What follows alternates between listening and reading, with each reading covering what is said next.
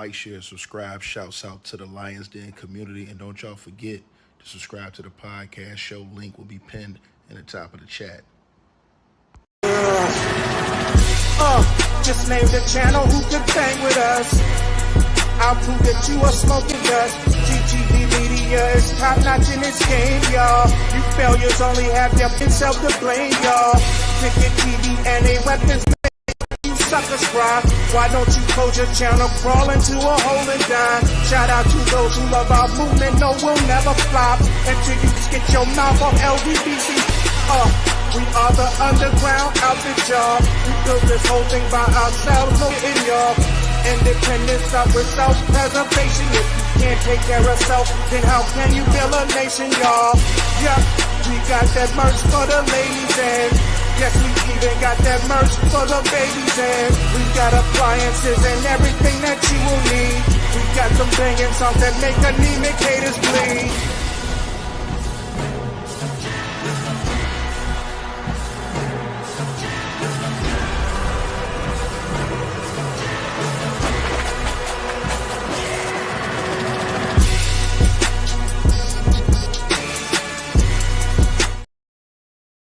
Man, all right, man. So salute to everybody tapping on in, man. If y'all can hear me, man, go ahead and press 2 in the comment section if y'all can hear me, bro. I'm going to get into this video, man. If y'all can hear me, press 2. Salute to everybody, man. Yeah, R.I.P. to Angie Stone, man. That was sad to hear about that, man. That was very sad to hear about that news that she got in that car accident. God bless her soul and keep her soul, man. And my condolences to her family and loved ones and close ones. That was just sad right there, But let me let y'all know what's going on, man. Sean Combs, man. I did a video earlier today. I see some people had a problem with what I said. Let me say this, man. I stand on everything I said, right? Stand on everything I said, and I'm not taking back nothing I said. You understand? Because I believe what I said was 100% the truth. Listen, I'm going to say this again to you guys. I don't believe Sarah, the girl who is suing Diddy for $60 million for making a band. I don't believe her. I don't believe her. First of all, here's the funny part, right? I had people coming in getting mad at me talking about, oh, man, so now you're not going to listen to all the victims, man. Listen, bro. If anybody been standing up for these people, it's been me. The hell is wrong with you, bro? Don't come in here trying to flex on me, man. You dudes is clowns. And some of y'all chicks, y'all out of pocket, man. And I'm going to tell y'all why. See, I'm going to tell you the hypocrisy in some of y'all. Whenever Chopper say something that's going on Diddy, y'all believe everything he say. Everything he say whenever Chopper banging on Diddy. But then as soon as Chopper say something that he like, hey, man, look, Diddy, man, she was walking up to the room with the nigga at 3, 4 o'clock in the morning. She was willingly going up there with him. She was getting me drunk. Like, she the reason why I started drinking. Like, that's my girl, but she was married, and she was literally, he'd say, hey, let's go. And she get up and walk up with the nigga 3, 4 o'clock in the morning on multiple occasions. I seen her letting Freddie P bust down. She married, and he alleges he's seen her, I'm talking about the goddamn on, you know what I'm saying? She was getting the goddamn on Big Apple up there in the what you call it allegedly by Freddie P. And so, you know what I'm saying? I mean, he said he saw that with his own eyes. But whenever he say something, going against Diddy, y'all all believe it's all the truth. Whenever he defend Diddy, oh, no, man, come on, man, I ain't trying to hear that, man. I believe what he said. I believe what Chopper said. I don't think Chopper had no reason to lie about that. Chopper said he seen her on multiple occasions getting up, going up with the dude. Then she come back down 4 hours later, her hair all messed up, looking all out of pocket and stuff, like looking like she was, getting it in. That's what Chopper said. I believe Chopper on that. Why do I believe Chopper on that? Because he was there and he been calling down the line on Diddy. he ain't got no reason to lie about what he saw. You know what I'm saying? He said he saw the chick, you know, and she was married. So again, when you got married chick move out of pocket like that, she lose credibility with me off rip. You married and you out of pocket like that. So you don't get no credibility from me. Nah, I'm sorry. Nah, not gonna work. But I'm here tonight, y'all, for a few reasons, man. And it's sad, bro. It's sad reasons why I'm here. First of all, let me get to this. It all makes sense now, you guys. And I know you're saying, what am I talking about, man? I'm talking about this on your screen right here. Shout out to my boy Diddy Doctor, man. He putting this thing out, man. You know, putting the bid down. But I'm finna let y'all know, man. And I'm just gonna tell y'all what it is, man. You know. Diddy got the Enterprise letter. Everybody, we all was sitting up here waiting on that Enterprise letter. We was all thinking, man, what the hell's going on with that? The feds said they was gonna release the Enterprise letter May the 7th. Now, everybody was wondering what the Enterprise letter was. Enterprise letter was a letter of the feds were supposed to release on May the 7th.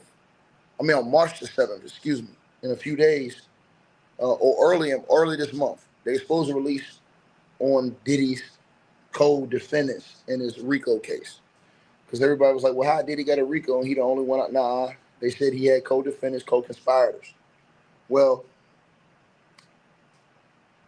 Diddy, I told you guys, him and his lawyer, back when they heard this, they were fighting to say, nah, we need that list on February the 1st, is what Diddy lawyers were saying.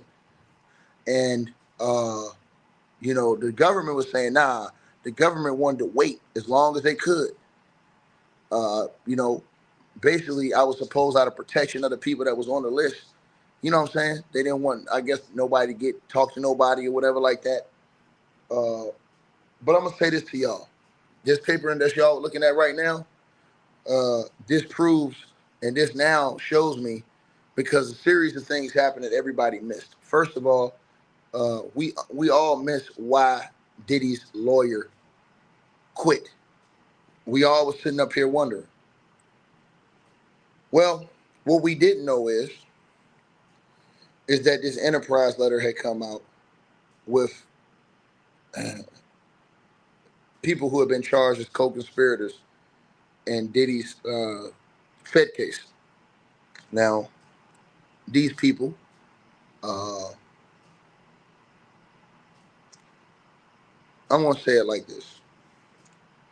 It all makes sense now why Diddy's lawyer came out and said he wants all that evidence suppressed that the feds seized in those raids. If y'all read his write-up, Diddy's lawyer said that it was witnesses. Let me repeat myself again. If you go read the write-up Diddy's lawyer did last week, Diddy's lawyer revealed in that write-up that it was witnesses that went to the feds, people that was, I guess, around Diddy or whatever like that, and testified against Diddy and gave the feds interviews and gave them enough information to go to a judge and to get that subpoena to search Diddy's mansions and raid his mansions. And Mark Anglifo said, Diddy's lawyer, he said that was egregious, and he said, I guess that was illegal of how they went and got the warrant. And he said that they basically had so much evidence on all of Diddy's life through that search that he's claiming was illegal, that he says basically the feds got a whole different type of advantage going into this case. It's almost like it's an impossible case to fight. So he wants all that evidence thrown out. And Diddy's lawyer, Anthony Rico, suddenly quit. And it all makes sense now, y'all. It was all in the paperwork that we all missed. But Diddy Docket got it. Salute to him. As you guys see right here on your screen, on February the 18th, 2025, Diddy's lawyer, Mark Anglifo, he wrote the judge The feds already gave Diddy the list. We all didn't know. On February the 1st of last month, the judge ruled that Diddy should indeed get the list of co-conspirators in his Fed case on February the 1st and not March the 7th. We didn't know that Diddy had the list already because the list had not been made public. Well, guess what, y'all? If you read the filings, Diddy's lawyers and his legal team, it all makes sense why they were arguing that all of the evidence should be suppressed and unable to be used in this case that they found from those raids. It seems like after reading this paperwork, in my opinion, you guys, Diddy's co-conspirators all flipped and snitched on this dude early. And I'm willing to bet my bottom dollar they helped the feds get a judge to sign off on that search warrant to raid Diddy's homes and, in Diddy's lawyers' words, basically get information on Diddy's entire life. They said they got all Diddy's iCloud information. He said they got all Diddy's personal life information. He said they got such a head start from all that evidence that they seized in that raid. He said it was just unbelievable. He said he wants all that evidence suppressed because he says, and you don't have to believe me, go read what Diddy's lawyer wrote. But let me read this to y'all because Diddy got the letter. But the feds still playing dirty with Diddy. And I'm going to tell y'all why. Diddy got the letter on February the 1st. It says, and this is from Diddy's lawyer to the judge, and I want y'all to listen up. It says, Dear Judge Submarinian, we write in reference to the above captioned case to request that the court rule on Mr. Combs' motion for bill of particulars. Well, everybody will say, what does that mean? What does that mean, bill of particulars? I'm going to explain right now. As your honor is aware, we requested at the December the 24th status conference that the court keep the defense motion open pending our receipt of discovery in this case. Counsel stated that we expect that there will be some new issues, motions, whether it be bills of particulars request or specific Brady request that flow once all the discovery is given to us. What is discovery? That's the evidence that the feds seized in those raids and all the evidence that the feds have collected from either witnesses or whatever else in this case. But check it out, y'all. It gets deeper than this. And you don't want to miss this video. Smash the like and subscribe. Next paragraph. Pursuant to this court scheduling order, ECF 125, the government provided defense counsel with their enterprise letter. Look at this, y'all. Diddy's lawyers have admitted that they already received the list of co-conspirators who the feds had charged with Diddy in this Rico case. Let me read that second paragraph, first line again. Pursuant to this court scheduling order, ECF 125, the government provided the defense counsel with their, let me blow it up for y'all, because I don't want niggas to say I'm capping. Y'all know how these niggas do on YouTube. Oh, Ticky, you capping, nigga. I was never capping, nigga. I'm reading the paperwork, nigga. I told y'all, we gonna have what we call a paperwork party. See, a nigga on YouTube can say anything they want to say. They can't say what's in this paperwork, though. I'm gonna show you what's in this paperwork, nigga. And this is Diddy's lawyer saying this. So they can't even make up no shit saying, oh, this is unfair. This no, nigga. No, I ain't the one. You better ask him. I ain't the one you want to stun on, pa. I throw the whole cocktail at your car. Straight like that, playboy. Now, let me put this on the screen for y'all, right? Because I'm going to blow this up. You know I'm going to blow it up. I'm going to blow it up for y'all. Right here on your screen. Right now. Let me blow it up for everybody. Let me put it on the screen. Right here. And action. Right there. Y'all see that? Y'all see that? Pursuant to this court scheduling, ECF 125. This is why it's important for these bums and scrubs on YouTube to try to come against me talking shit to read that fine print, dog, before you come running your mouth. And this is Diddy's lawyer saying this.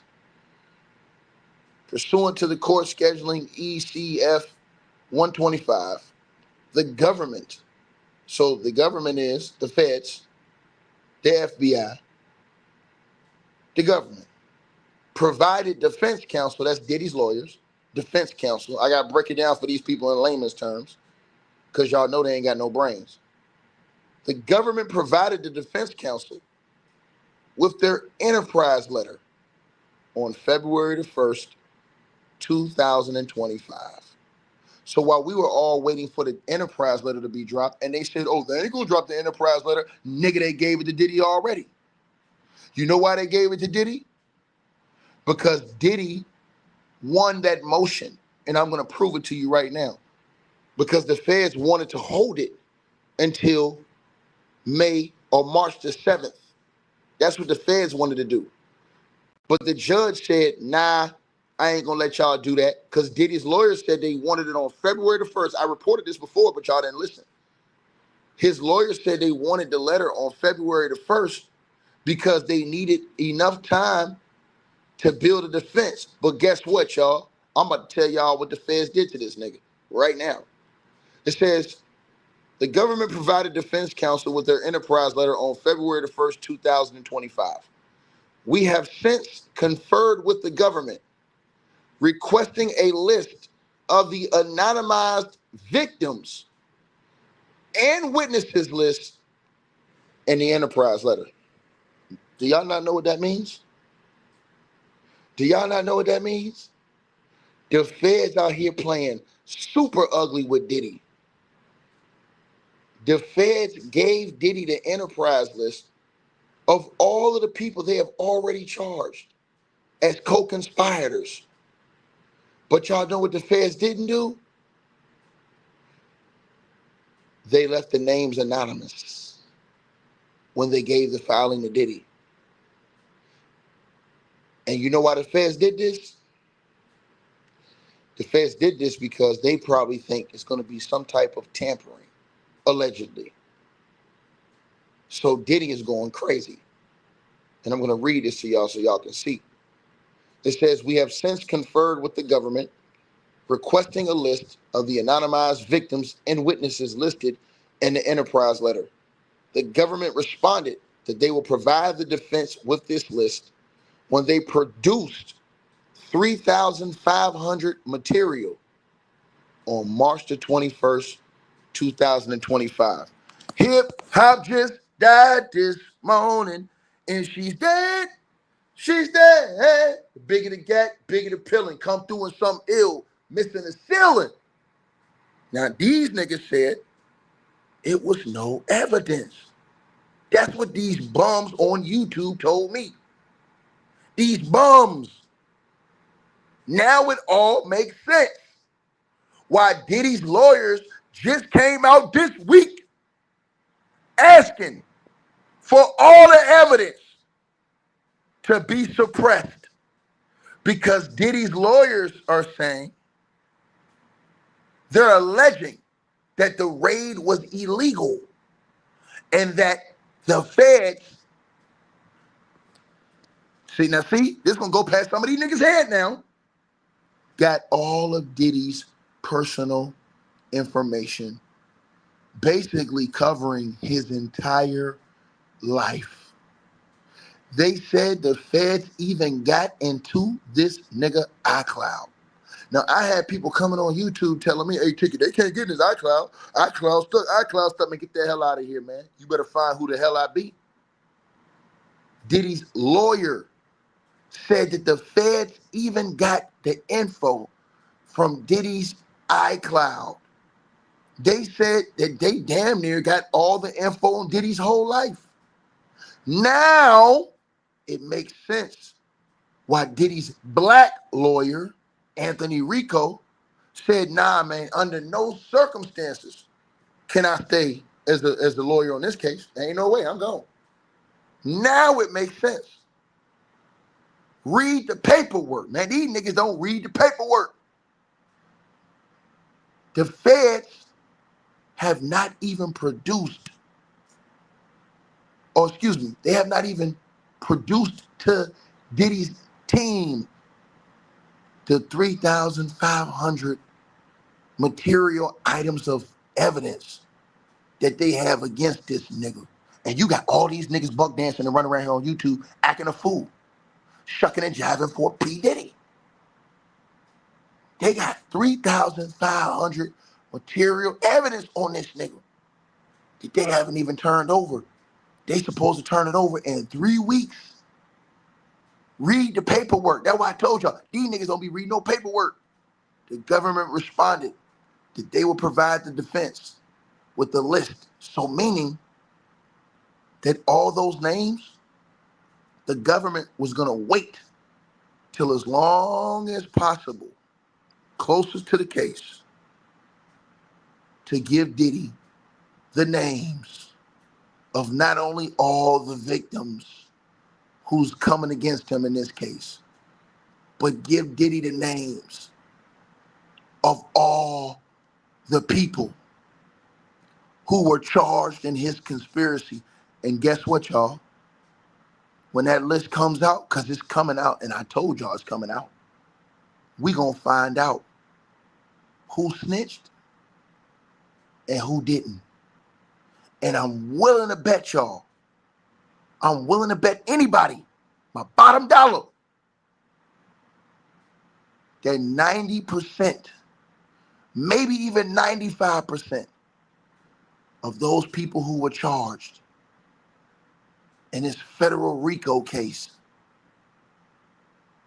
gave up information against Sean Diddy Combs.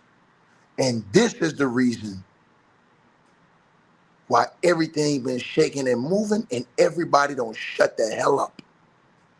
Because it's all gonna come to light when that co-conspirators list is dropped and Diddy gets to see everybody who was charged. And we all get to see who got locked up that we didn't even know they got locked up. We've been slipping this whole time. We didn't even know they've been locked up this whole time. And who took a deal instantly, secretly,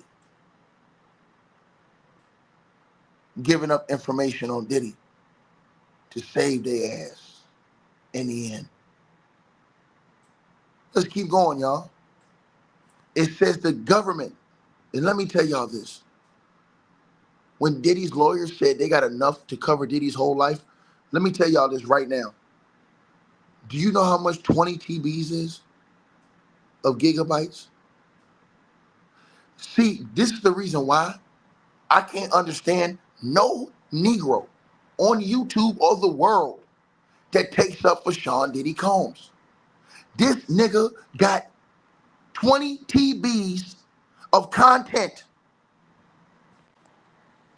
That's all we need to know. Real G's move in silence. They don't leave no evidence at the scene, dog.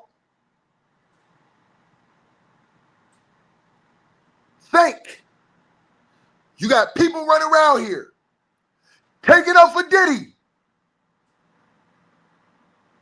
And they don't even know what's on those daggone tapes. They don't know who is on those 20 TBs of tape. They don't know if the feds saw them doing illegal activity on these gigs.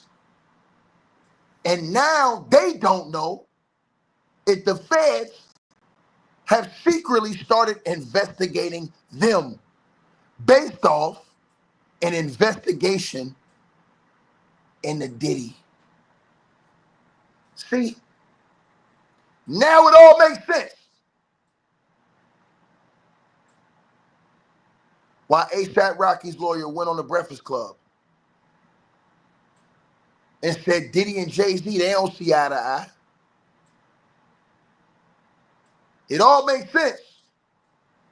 While Alex Spiro in that filing, when Tony Busby filed that lawsuit with that girl, Alex Spiro went up there and said Jay-Z and Diddy was never friends.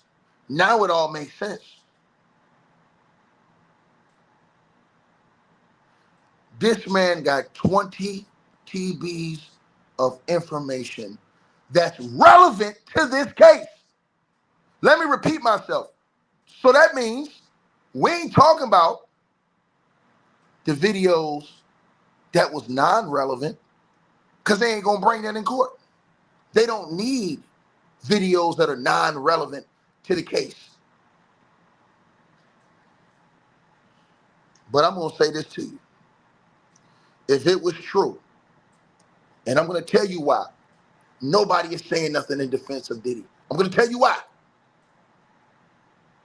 Because if you went to that person's crib and you thought what happens in here stays in here, but what you didn't know is in your private space, that everything you was doing, scandalous or not, was on tape. And what you never knew was this was gonna happen. Which brings everybody under the scope of investigation now. That was around Diddy. Regardless of if you're innocent or guilty of any crime. This is why people are shitting bricks. Because they don't know what they may have said to Diddy over the last 20 years. On a phone, in a text, in a private message, at his crib, face to face, and you may have been being audio recorded and you don't know it. See, people don't use their brains. The feds could be investigating Diddy, and because they're investigating Diddy and everything around Diddy, because remember, the report came out that the feds were investigated every girlfriend Diddy had for the last 20 years. All of his acquaintances, every girl he dated, they shook every goddamn bush. And I'm telling y'all this. You got people that's probably on 100 hot. Because if it's supposed to be something that never got to the light of day, and now the feds have seen it, now they have to be wondering, are the feds secretly investigating me now? Did the feds go deep into an investigation into me to see what my involvement was, or how far my involvement was with Diddy? Because when the feds do it, they go in deep on every single thing. When they ask their snitches, hey, did this dude do this? Did you know about him too? Did he do this? Did he do this? Now, and you don't know if them snitches gonna put your name in it. Them snitches could put anybody in it. They could say, hey man, hey, the feds go to them and say, if you don't tell me the whole truth, I'm locking your ass up. Hey, what is this person's involvement right here? Huh? Oh, that person? Oh shit, well they was there all the time. They was doing this. They helped do the they did. Oh, okay, they did. Let's keep going. This is why everybody is shutting the hell up. And this is why everybody is heated with Diddy. Let me say it again. I didn't have to say it to y'all, but I told y'all this first, and niggas said I was capping, and then that lawyer went and said it on the Breakfast Club. And he spilled the beans to y'all, and it went right past all y'all's head. But I told y'all this. The biggest lie on YouTube and around the world that ever was told was the reason why Diddy was getting this done to him was because of the liquor company. That was a lie. The reason why Diddy was getting this done to him, in my humble opinion, I believe, this is what I believe. I believe Cassie Ventura got with Diddy thinking that her career was going to be elevated to another level. I believe Cassie got with Diddy and saw that he initially pushed her, but when he started she started being his regular chick or whatever, whatever like that, it was just whatever. I ain't really focused on your career like that. If you know what I'm saying? Look, it is what it is. I mean, you my chick now. Like, I'm used to you now. So she like, oh, well, I ain't got no career no more. I'm just Cassie. I'm just a girl with you, right? Okay. She riding because, I mean, you know, hey, nigga living a lifestyle. Right? But think about this, y'all. Think about this. Then everything else starts. Right? Where it gets deep between y'all two. Right? Think about where I'm going now. She holds resentment. Because ladies will feel this way. If I'm not your only chick and your main chick, your only chick, and you out here rolling with these other chicks, okay, nigga, I'm gonna burn your ass up. So when that date came out and that deadline came out that Cassie had to make a move,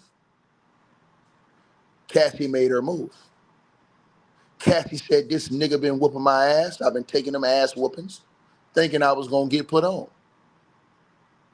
I was getting the hell beat out of me and putting on makeup, thinking I was gonna get put on. I was smiling for the camera, thinking I was gonna get put on. I was, you know, whatever, thinking I was gonna get put on. But I was just on the team. Nah, that's not gonna work, Playboy. So Cassie called this nigga bluff and says, oh, and all that time you was whooping my ass and doing all this shit, nigga, I kept receipts. So when the timeline was running out, Cassie says, now if you don't cash me outside, nigga, I'm gonna expose all this bullshit you doing to me to the world. Diddy is an ego goddamn maniac. So you know what Diddy did? I ain't paying you shit. I don't give a fuck. I'm Diddy. I'm P. Diddy. I'm Puff. Paying you a motherfucking thing. Wouldn't nobody even know about you if it wasn't for me. When you think of Puff, you think of Mitch. Yeah. But what Puff didn't know was Shorty wasn't playing no games with this nigga. And she kept receipts. And I'm going to tell you how she kept receipts. She kept the biggest goddamn receipts you could ever keep. That day that nigga whooped her ass in that hotel and that shit was on tape that he couldn't control. He thought he paid to get that tape allegedly, according to the feds. She went and got a copy of the goddamn tape. And she held that. So if that nigga said she was lying, when this time came, cash me outside, nigga. And when Diddy lied, she allowed that nigga to lie. Dropped the lawsuit. Everybody was going crazy on this nigga. He underestimated the reaction. Immediately paid her. She could have walked away.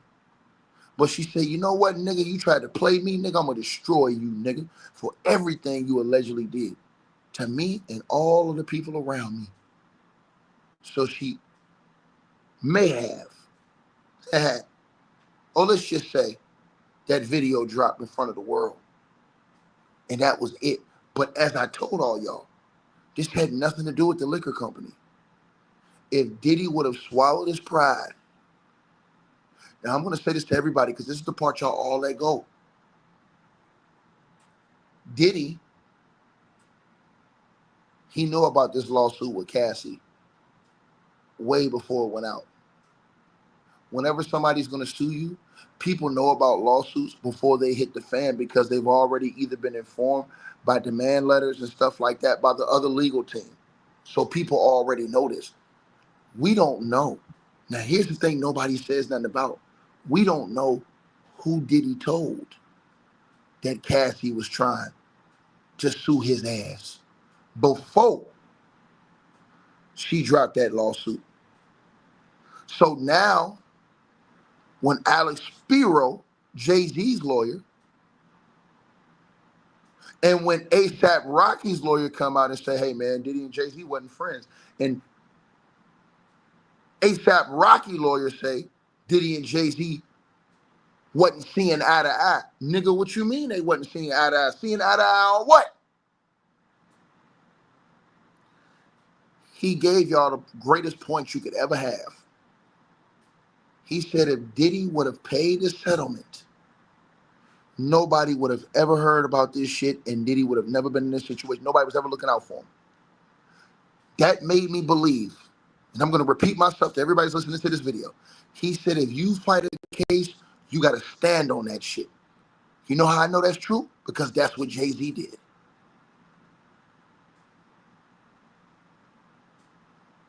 Think about it.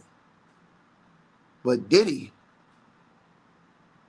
and that's why he blasted Diddy on the Breakfast Club and said, bro, how you going to not settle with her, let her sue you and come out with those allegations, and then come back? And to the brother in the comment section said, where's Biggie's name? Hold up, wait a minute, sir. Know your role and shut your mouth. The big ticket is talking right now. Just shut your mouth, sir. We're going to get to it. Shut your mouth.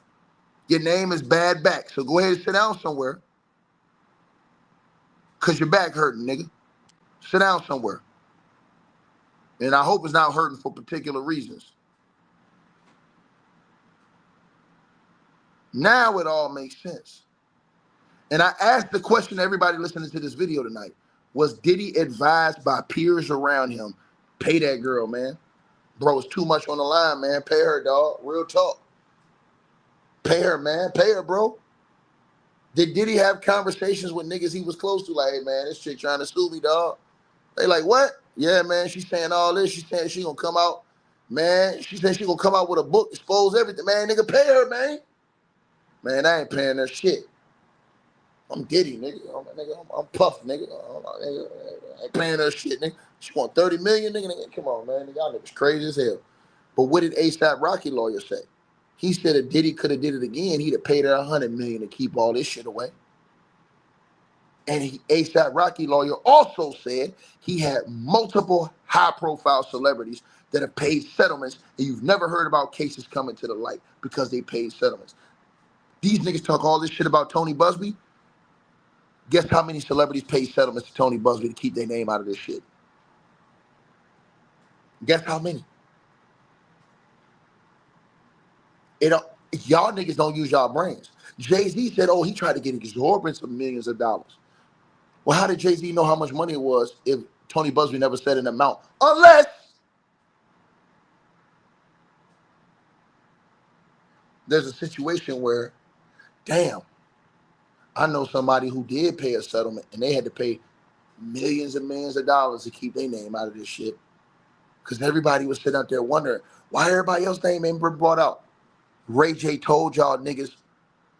Ray J told everybody on News Nation. Before Ray J got into it with Diddy's sons, Ray J went on the news and said, man, I know the celebrities is paying money right now for this situation to stay quiet. I know them paying settlements right now. Ray J said that. He said that on national TV. So when everybody say, where everybody else at? Nigga, you ain't fit to see them. They were smart. Them niggas paid settlements. They kept their name out of this shit right now. So why y'all don't see nobody speaking up for Diddy? It all makes sense now. Everybody was like, damn, why that nigga Meek Mill come out of nowhere and say, that nigga no Diddy gang, nigga? Think about it. What did ASAP Rocky lawyer say? He said, I ain't gonna take Diddy case. Man, I'm cool with Jay-Z and Desiree Perez and Rock Nation and them. I rep all them Rock Nation guys. Meek Mill and all those guys. That's what he said on the Breakfast Club. Now it makes sense. Use your brains, nigga. Y'all niggas don't even be thinking. This shit be going way past y'all. Way past y'all. But me, I peep everything. Read the paperwork. The government has produced over 20 TBs of information, and it is impossible to do a proper defense investigation as to the allegations in the enterprise letter. That means they gave that nigga so much shit. This nigga saying in 2 months, there's no way I can defend this nigga with all this stuff they gave me. Think about it. Think about it. Pastor, he said that he should have paid her before. That's what ASAP Rocky lawyer said. And I told everybody talking about the liquor company had shit to do with it. If Diddy would have paid Cassie before, y'all would have never heard about it. She would have been on the NDA. You'd have never heard about that shit. She took the $30 million and left. Period. Think about this. It said the government gave them over 20 TBs of information. And it's impossible, they said, impossible to do a proper defense investigation as to the allegations in the enterprise letter in less than 2 months without the names of individuals, both alleged victims and potential witnesses who are listed in the enterprise letter. It goes on to say under that,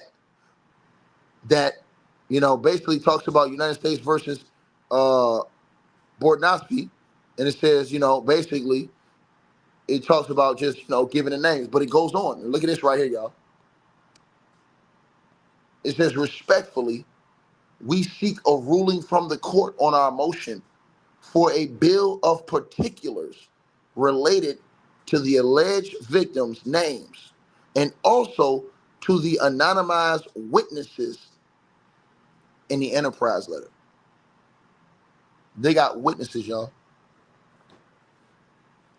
Diddy's lawyer said in a writing last week that it was witnesses who testified to the feds and before the judge, which is why they got that search warrant on Diddy's homes.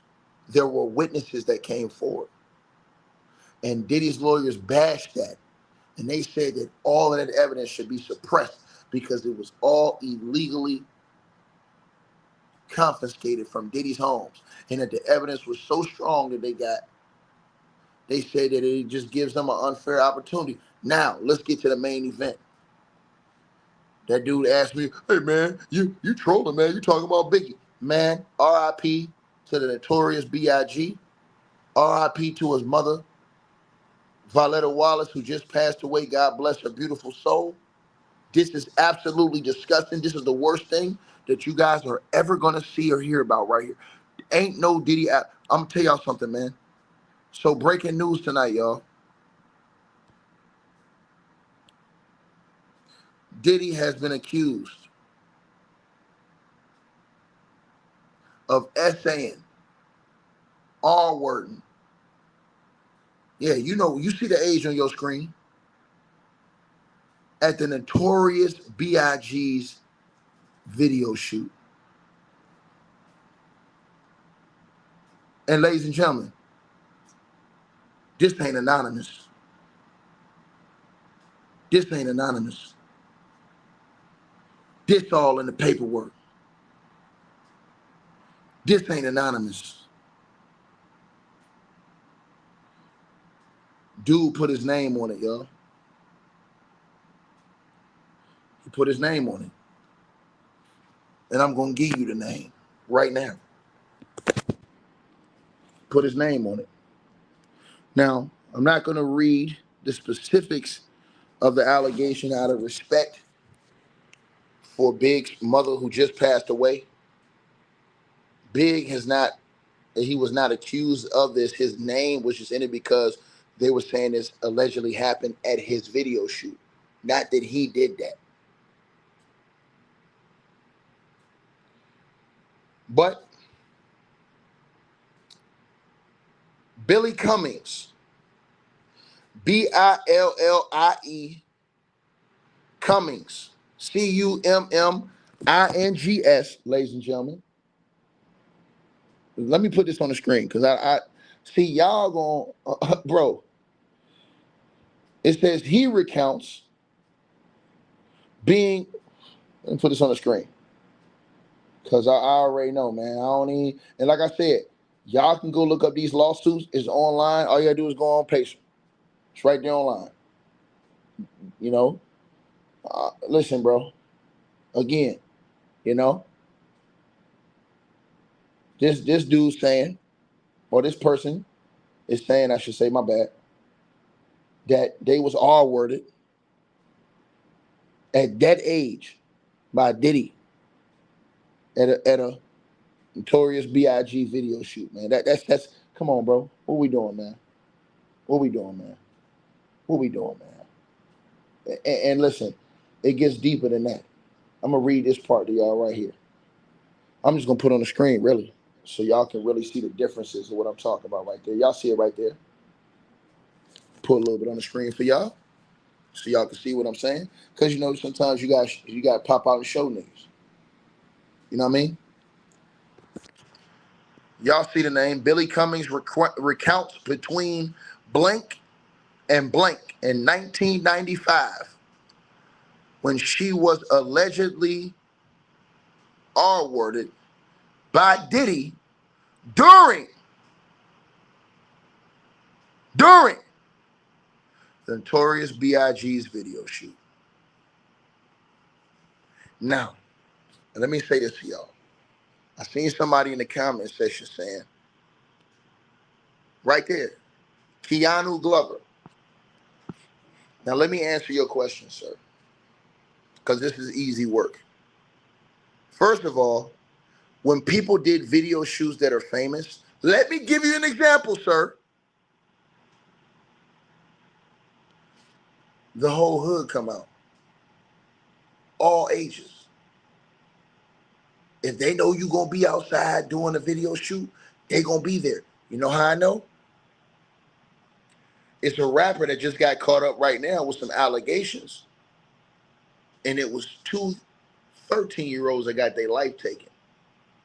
Innocent bystanders at a video shoot, sir. Just standing around at the video shoot.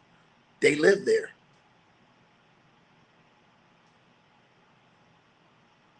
Some video shoots, you have people with various, you understand what I'm saying?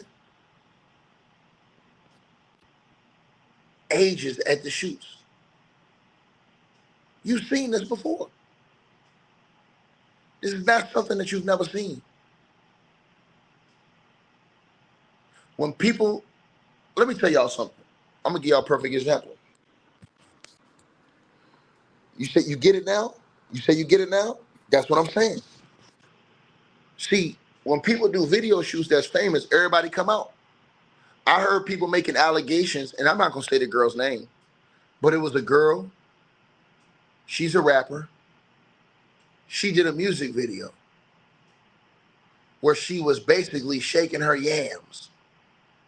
And people was alleging that it was certain ages of ladies that was in that video that was shaking too. They were making allegations of certain, oh, well, they was only this age, they was only that. Bro, it's always been situations, bro, where the whole hood come out. So, and it depends. It might not even been that type. So we really got to go back. What I got to do is and look at all of, because we don't know if the person may have been in the video or just at the shoot. Because y'all got to remember when people come up, a lot of people just come around. They got security, got to hold you off from like walking through. But anybody who knows what I'm talking about. So when you say, oh, what they doing there, bro, the whole hood gonna go sometimes. They know you're gonna be there. Especially back then. Back then, if somebody was doing a video shoot, man, it's damn near a block party outside. Everybody who know. If you ever went to a video shoot, block party outside. I'm talking about, bro, Bro, it's the whole block is flooded. People of all ages, bro. So I mean, that ain't even hard because some of them people just living there. So let's say you doing a video shoot like by the corner store or something like that, and people living up in the apartments. Man, people could be coming downstairs, standing all around. You don't know who all these people is. That's how the video shoots used to be. People used to be at that joint all night. The video shoots, they tell, hey, be quiet. You think I'm lying? Go look at all the behind the scenes on the video shoots on YouTube from back in the. You'll see them right there behind the scenes. Everybody, they got to tell everybody be quiet. Hey, we shoot. I'm telling y'all that. So it don't surprise me because that was normal to see the whole hood at a video shoot. Now, Diddy is innocent until proven guilty, and Diddy has denied all of these allegations. Diddy has like 70, between 72 and 78 lawsuits against him right now. He's denied every last one of them. He said every one of them is a lie. Every one of them is a lie. Now, I'm going to tell you guys, I don't want to read the lawsuit on YouTube. I don't want to do that, man. You know, I don't want to do that, man. I don't want to do that. You know what I'm saying? But not with this one, man. But, you know, it's not saying that, from what I was reading, it wasn't saying that Big is accused of anything. Not saying that. It's just saying that this happened, you know, at a video shoot for one of his songs. You know? Allegedly. You know? And I'm telling y'all this. A lot of y'all gonna get y'all feelings hurt. I'm gonna say this right now, man. What does Ticket mean when he say that? Bro, when they go to court, man, and these people, that's why I always tell y'all, man, don't never put your trust, always put your trust in the Creator, man. I'm telling y'all this. Because people that y'all look up to, man, I'm telling y'all, bro, when they go to court, let me say something to everybody listening to this video, because I need y'all to understand what I'm saying to y'all, bro. Don't y'all know how this thing gonna go down? People's names are gonna get brought up in this case during court. It's gonna be a lot of celebrity names brought up, bro. Cross-examination, witness testimony, people's name. A lot of people's names are gonna be raked through the mud just because they're gonna be brought up in this case. Maybe they were around and nobody knows they was around. But them being around or in certain situations is going to destroy their reputation. They know it's coming. I'm telling y'all this. Y'all think them people went in there and just told them, hey, give me everything you know on Diddy? Hell no. If they cutting deals with these people, they want to know everything about everybody else that was around. Excuse me, my title did not imply that, sir. You're blocked out of my channel. Get out of my channel, sir. You're blocked. So it doesn't seem like you just have a bad back. It seems like you got bad breath too, because you're talking a bunch of bull-ish. Get out my channel, brother. Now, like I said to y'all again, when that court case starts, bro, they got 3,500. Bro, they're going to talk all this stuff. Bro, y'all know how long this case going to take? To me, this case is going to last probably about 2 or 3 years, bro. Bro, they got 3,500 materials, 20 TBs. Do y'all know how long that is? 20 TBs? And this shit ain't all in 4K, because we talking about Diddy here. So some of that shit gonna be 360, 480. Some of it gonna be in the lowest one you can get. What is it, 1 something? I'm just telling y'all this. Y'all gonna see when they start naming them names and people start snitching, putting other people into this thing, putting other execs, other artists, and y'all, and these people don't even know if the feds investigating them or not, based off the fact that the feds may not have said none of them. But if they had an association with Diddy and Diddy's getting investigated, the feds might have seen something with them, just investigating Diddy and said, well, let me jump on their ass too now. They don't even know it. So that's why when everybody say, why ain't nobody taking up for Diddy? Because all these niggas is mad at Diddy. I want y'all to think about something. If I go to your crib to chill I want y'all to think about something. If a dude go to another dude's crib to cheat on his wife, but you holding the information, but there's tape, man, what you think gonna happen if that shit get into the feds? Man, that nigga gonna be, man. So y'all asking questions about why ain't nobody taking up for Diddy. Nigga, this is elementary. This is elementary. Right? It's elementary, bro.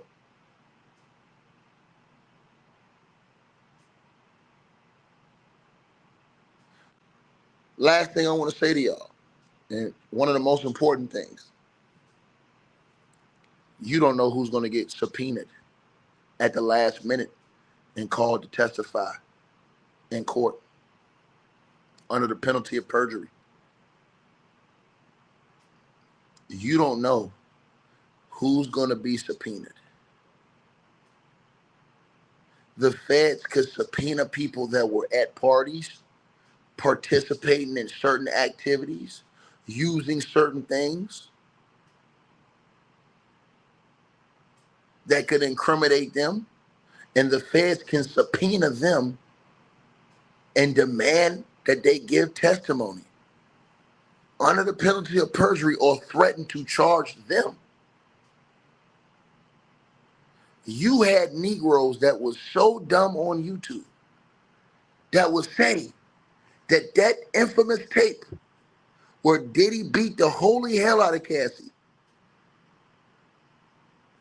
Oh, what does that have to do with the case? I told him from day one.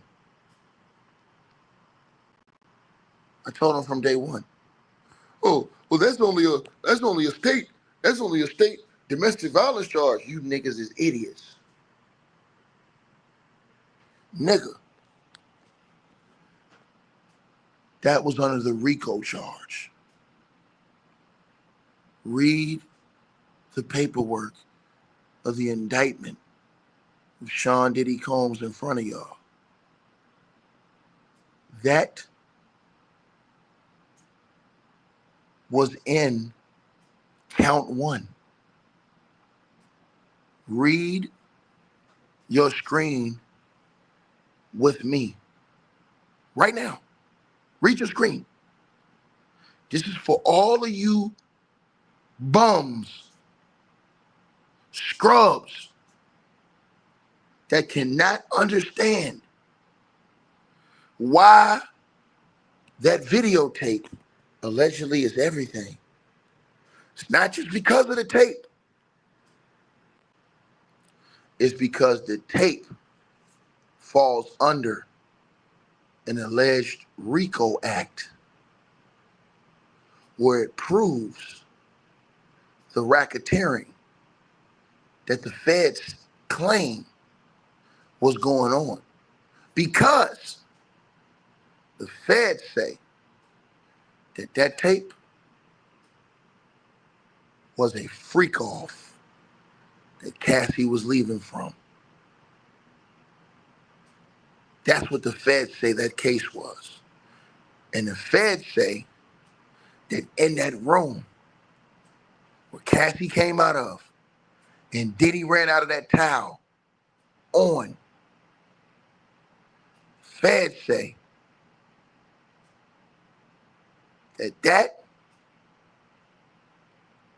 there was a sex worker, male escort allegedly, in that room being sex trafficked, according to the feds. That's the reason why that tape means everything. Because now, if you read what Diddy is being charged with, all you mumbo jumbo niggas that don't know nothing about nothing, that's all being charged under the Racketeering Act. Read your screen. Count 1, racketeering conspiracy. The grand jury charges For decades, Sean Combs, the defendant, abused, threatened, and coerced women and others around him to fulfill his sexual desires. Oh, ticket. Oh, I ain't seen no evidence, nigga. You don't think the feds got text messages? What happens if you said, B word, if you don't come over here right now, because you ain't knowing this is going to be federal years later. You don't know that. But fellas, I tell every last one of y'all listening to this video, watch what you say out your mouth, nigga, on them text messages to them ladies. Because I'm going to tell y'all something. Once you hit send, nigga, you can press delete in your phone all you want when you send that text message. Because that's how it used to be back then. You used to page niggas, text people. That never leaves the phone company's files. It's just erased from your phone. So they can go back in the system and get all of those messages from the phone company that you sent. So if you allegedly was threatening this person and they got text messages copied and all of these different things that will be shown in court, all these niggas that say ain't no evidence, they're going to shut their mouth and try and change the subject and move the goalposts like they always do. Right? And they're going to say, oh, well, they trying to take a black man down, but these the same niggas that promote other black men taking other black men down on social media. Anytime 50 Cent says somebody a snitch, they got a video to talk about.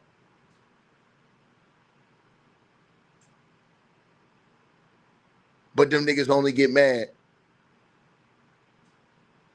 when the man coming after black folks. They don't get mad when black folks turn down black. They are part of the fuckery. They praise that shit. It says to do so, this is where all those other people who were probably charged in the Rico that wasn't named, but the feds, they can't say this unless they have evidence. And you probably have people who admitted to doing this under oath, under the penalty of perjury. Because that's what Diddy's lawyers said. Diddy's lawyers said they had testimonies. It says to do so, Combs relied on the employees' resources and influence of the multifaceted business empire that he led and controlled, creating a criminal enterprise whose members and associates engaged in and attempted to engage in, amongst other crimes, sex trafficking, forced labor, kidnapping. Remember that Cassie tape? Everybody forgot that Diddy could have been accused of kidnapping Cassie, because when a person is trying to escape you and you beat the holy hell out of them and drag them and stop them from getting away from you, that is kidnapping. Oh yeah. Read it now. Arson. We heard the rumors about Kid Cudi's car getting blown up. Bribery. Didn't the feds say that Diddy paid the security at the hotel 100 racks to get that video of him beating the hell out of Cassie? That's what the feds said. And obstruction of justice. Stopping people from testifying. Didn't they say Diddy interfered with Big Nose and got Big Nose to lie on the other girl that was in the band? It says Sean Combs, the defendant, operated his business headquarters at various times in Manhattan and Los Angeles under a variety of United States-based corporate entities, including Bad Boy Entertainment, blase, blase, blah. Now, I want y'all to read this one right here. Go to number 4 on y'all screen. To all these niggas on YouTube that's running around here acting like a bunch of goddamn fools. I told you niggas from day one that Cassie video meant everything. They said, oh, what does Cassie video got to do with this shit? I hear everybody keep saying that shit. But read line number 4, nigga. This shit was under the racketeering count. Physical abuse by Sean Combs, the defendant, was recurrent and widely known on numerous occasions from at least in or about 2009 and continuing for years. Now, here is where the Cassie video, he's being charged under the Rico for what he did to Cassie in that video, which is why Diddy's lawyers wanted that video thrown out, because that evidence is damning. It says, Combs assaulted women. I'm at number 4, y'all. Look at it. By among other things, and these niggas cannot lie about this shit because that shit was on tape, nigga.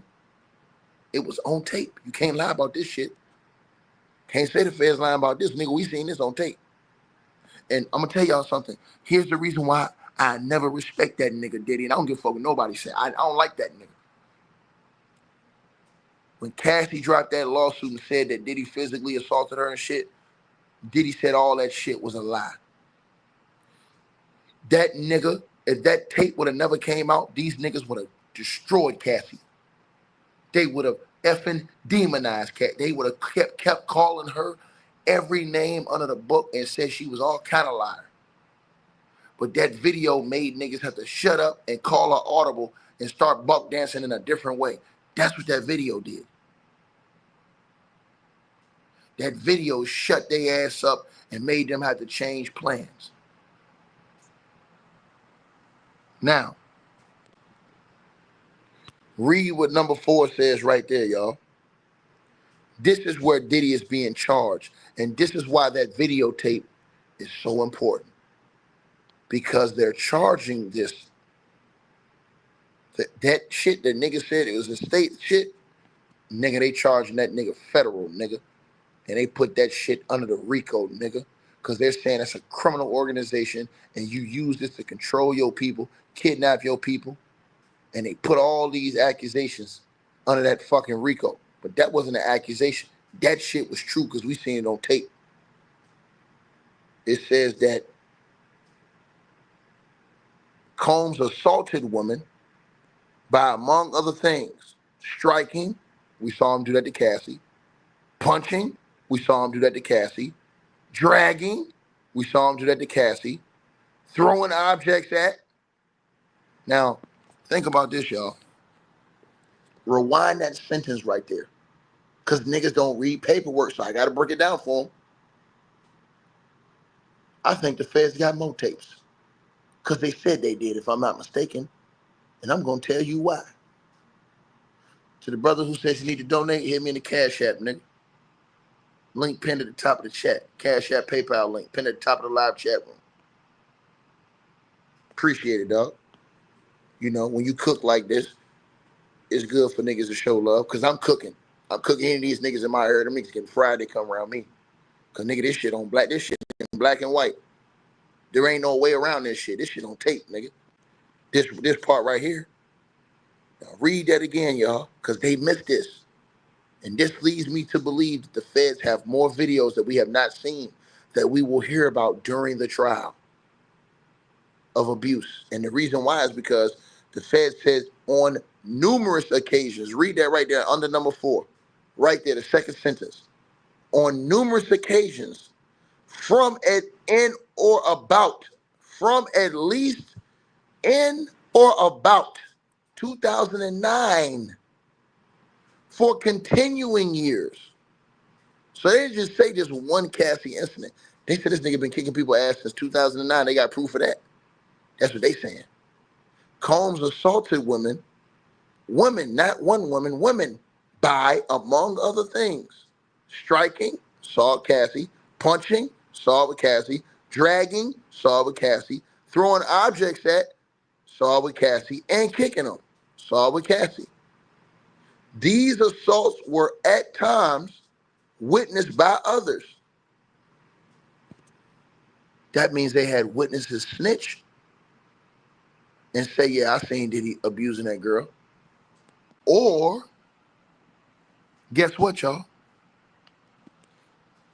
Dumbass Diddy, while them tapes was rolling in his house, might have accidentally kept tapes of other things too. Now, what happens if there's a videotape that comes out during the trial of Diddy whooping one of these girls' asses in his house, and he had that shit on tape, nigga? Because everything is allegedly recording at all times. And he didn't know the feds were gonna come get him, so he never thought this shit would be confiscated, ever. And sometimes, when you got that much stuff on file, man, you ain't even got time to go look through all that stuff and see what's on them videos. Diddy probably never knew what was on all those goddamn videos. So many videos, this man ain't no way in hell he knew what's all on all them 20 TB videos. I'm telling y'all right now, everybody in here that's over 30 years old, nigga, you can't remember everything you did on vacation at age 18. You can't. It's some shit you got on tape.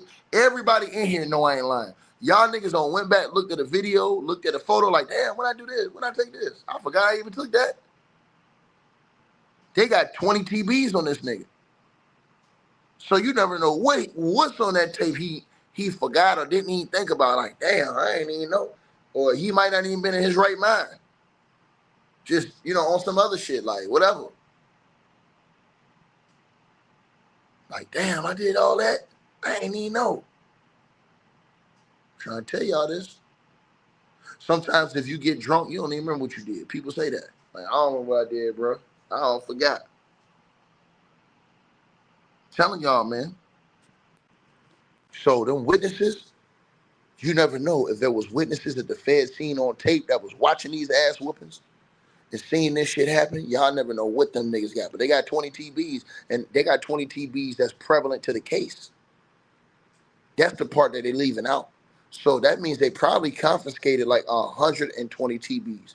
And out of that, they probably got 20 TBs that was prevalent and relevant in this case of evidence. It says, these assaults were at times witnessed by others and included one instance at a Los Angeles hotel in or about March of 2016, Cassie, which was captured on video and later publicly reported, Cassie, where Combs, Cassie, kicked Cassie, dragged Cassie, and threw a vase at a woman, Cassie, as she was attempting to leave, Cassie. That's kidnapping. They gonna hit him with that under the Rico. There ain't no way he can get around that. The Rico by itself hold up to life in prison. He ain't getting out of that. That shit on tape. It says when a member of hotel staff intervened, Combs attempted to bribe the staff member and ensure silence. Bribery. And remember what all the judges said when Diddy got denied bail. These niggas run right here talking about, hey, Diddy should have got bail. No, he shouldn't. Because you niggas ain't see the evidence. You hoe ass niggas ain't see the evidence. Shut up, nigga. The judge has seen the evidence. The judge put in his writing, bro, it was all the evidence I've seen. Ain't no way I can let this man out. This man a danger to society. The judge said that. And people just start acting stupid on YouTube and around social media acting like I ain't seen no evidence. Nigga, you ain't never really gonna see no evidence till you get to court, nigga. Go back and look at the Young Dolph case. They showed y'all niggas basic shit. They didn't give you the whole slab till they went to court. Everybody was on YouTube saying the wrong goddamn thing about that Young Dolph case. Oh, it was this. Oh, it was that. Them niggas went to court. Nigga, that goddamn on prosecution had this nigga in the goddamn murder clothes coming out his home on video. getting into the murder vehicle. They had all that tape. Then them niggas had the phone lines where they tracked his location everywhere. Nobody knew they had all this stuff. Nobody knew. So all these niggas are saying shit. When y'all find out in court all the evidence they really got, man, niggas gonna shut the fuck up. But by the end, you've lost all credibility. And it's the reason why people don't even want to listen to you. You think, oh, man, they trying to hate on me, man. They hating on anybody taking up for Diddy. No, they ain't. People ain't trying to hear that bullshit no more. They tired of this shit. People want to hear the goddamn truth. And somebody stand up and goddamn stand against these devils out here that's goddamn gonna helping our kids get a one-way ticket straight to hell, nigga. People tired of that shit, man. They tired of turning on the TV every day and seeing somebody kid got shot and killed. Because they was listening to somebody crazy-ass rap music that was telling them to go turn up.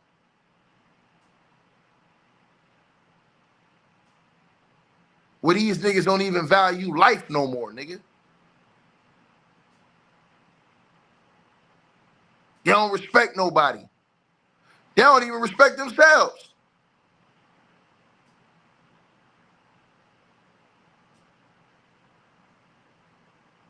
Grown effing men, 45, 50 years old, in the hood, talking about, yeah, nigga, I'm on the block, nigga. Nigga, that shit whack. That shit is whack.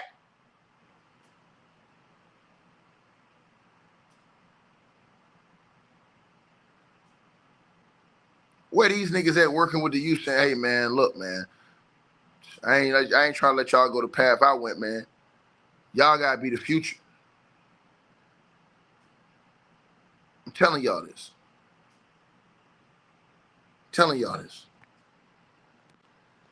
The other names are gonna be released, but I'm telling y'all what the feds are doing, bro. The feds are holding as long as they can. The feds are holding it as long as they can. I personally believe that the feds gave Diddy the enterprise list, but left most, or if not all, the names anonymous because they don't, I guess they don't want no going on. You know what I'm saying? Now, again, Diddy's lawyer's going to say, hey, look, man, he's innocent. He haven't done any of these things. This is all, you know what I'm saying? You know, BS. But now it makes sense why Anthony Rico quit, in my opinion. They got that enterprise letter on February the 1st. And nigga, I got the paperwork right here to prove it. That's Diddy's lawyers admitting they got the paperwork. We didn't even know they got the enterprise letter. We waiting on March. The judge already ruled that they should get the enterprise letter. On February the 1st, the judge ruled that and gave it to them. So they could have enough time to make a defense. But Diddy's lawyers came out in that writing and said, man, they need to suppress all evidence that was found in the actual searches of Diddy and raids of Diddy's homes. Because they said it was just too much damning evidence. Too much damning evidence. And Antoine Watkins Sr. says, BS. I don't think so, sir. I don't think so, sir. I think that you guys, or anybody that says that, is absolutely delusional, sir. And you niggas gonna get a reality check when this shit go to court. Y'all gonna get a reality check. Because see, the one thing that you ain't gonna be able to do is lie about that tape, nigga. You ain't gonna be able to lie about what's on that tape. Nah, man. You gonna have so many people that's upset with Diddy now. It's gonna be, man, I'm trying to tell y'all this, bro. A lot of people gonna end up losing deals, man. They gonna end up losing sponsorships, losing. Watch what I tell y'all this. I promise y'all. I'm telling y'all right now. I'm telling y'all, Diddy gonna have to, in my opinion, but I don't know how he's gonna do it. I mean, I don't know how he's gonna approach this. But in my opinion, we don't even know if the feds are willing to give him a plea. You know what I'm saying? I think the feds, they like pleas because pleas, you know, just help them get it over with quick. The feds get most of their cases on pleas where guys just cap out or cop a plea and basically, get a reduced sentence instead of taking it to trial. But nah, this one different right here, man. I got a bad feeling, bro. I got a bad feeling they're gonna be in court naming all these celebrity names, and everybody's gonna be like, "Damn!" I'm telling you, bro. It's gonna be the whole world gonna be watching this shit. The countdown is on, and when they start naming them celebrity names, watch. They gonna tear their ass to shreds on social media and online and on all of the radio shows, all the talk shows. I'm telling y'all this. They're gonna bring these people up, and you just gotta hope to God that a lot of these people didn't get involved in the stuff that Diddy was allegedly involved in. You got to just hope and pray, man. You know what I'm saying? Because if somebody put your name in it, you know, the feds can just come swoop you up. See, some niggas don't even know they're involved.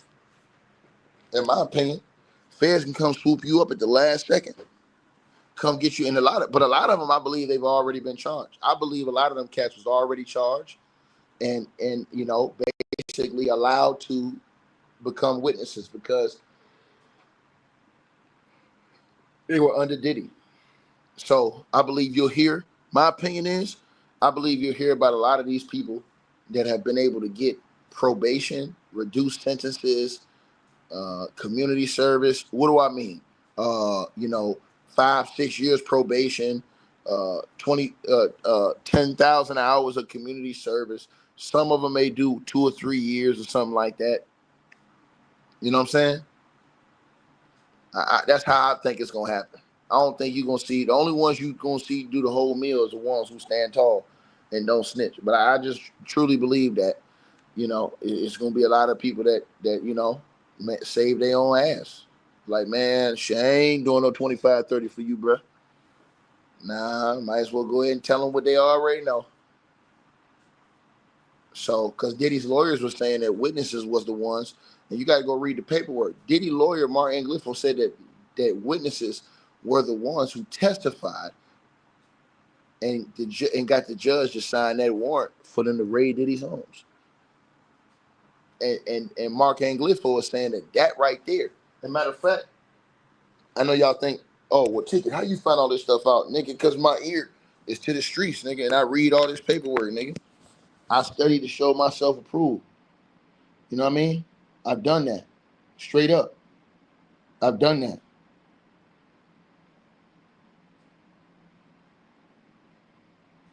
I've done that.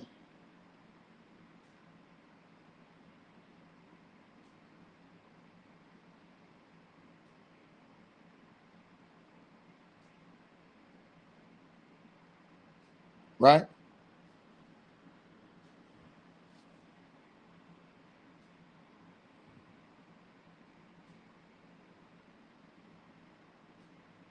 So I'm just trying to tell y'all what's going on.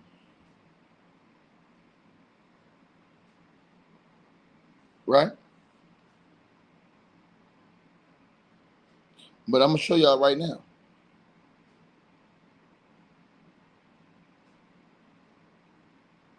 I'm going to show y'all right now.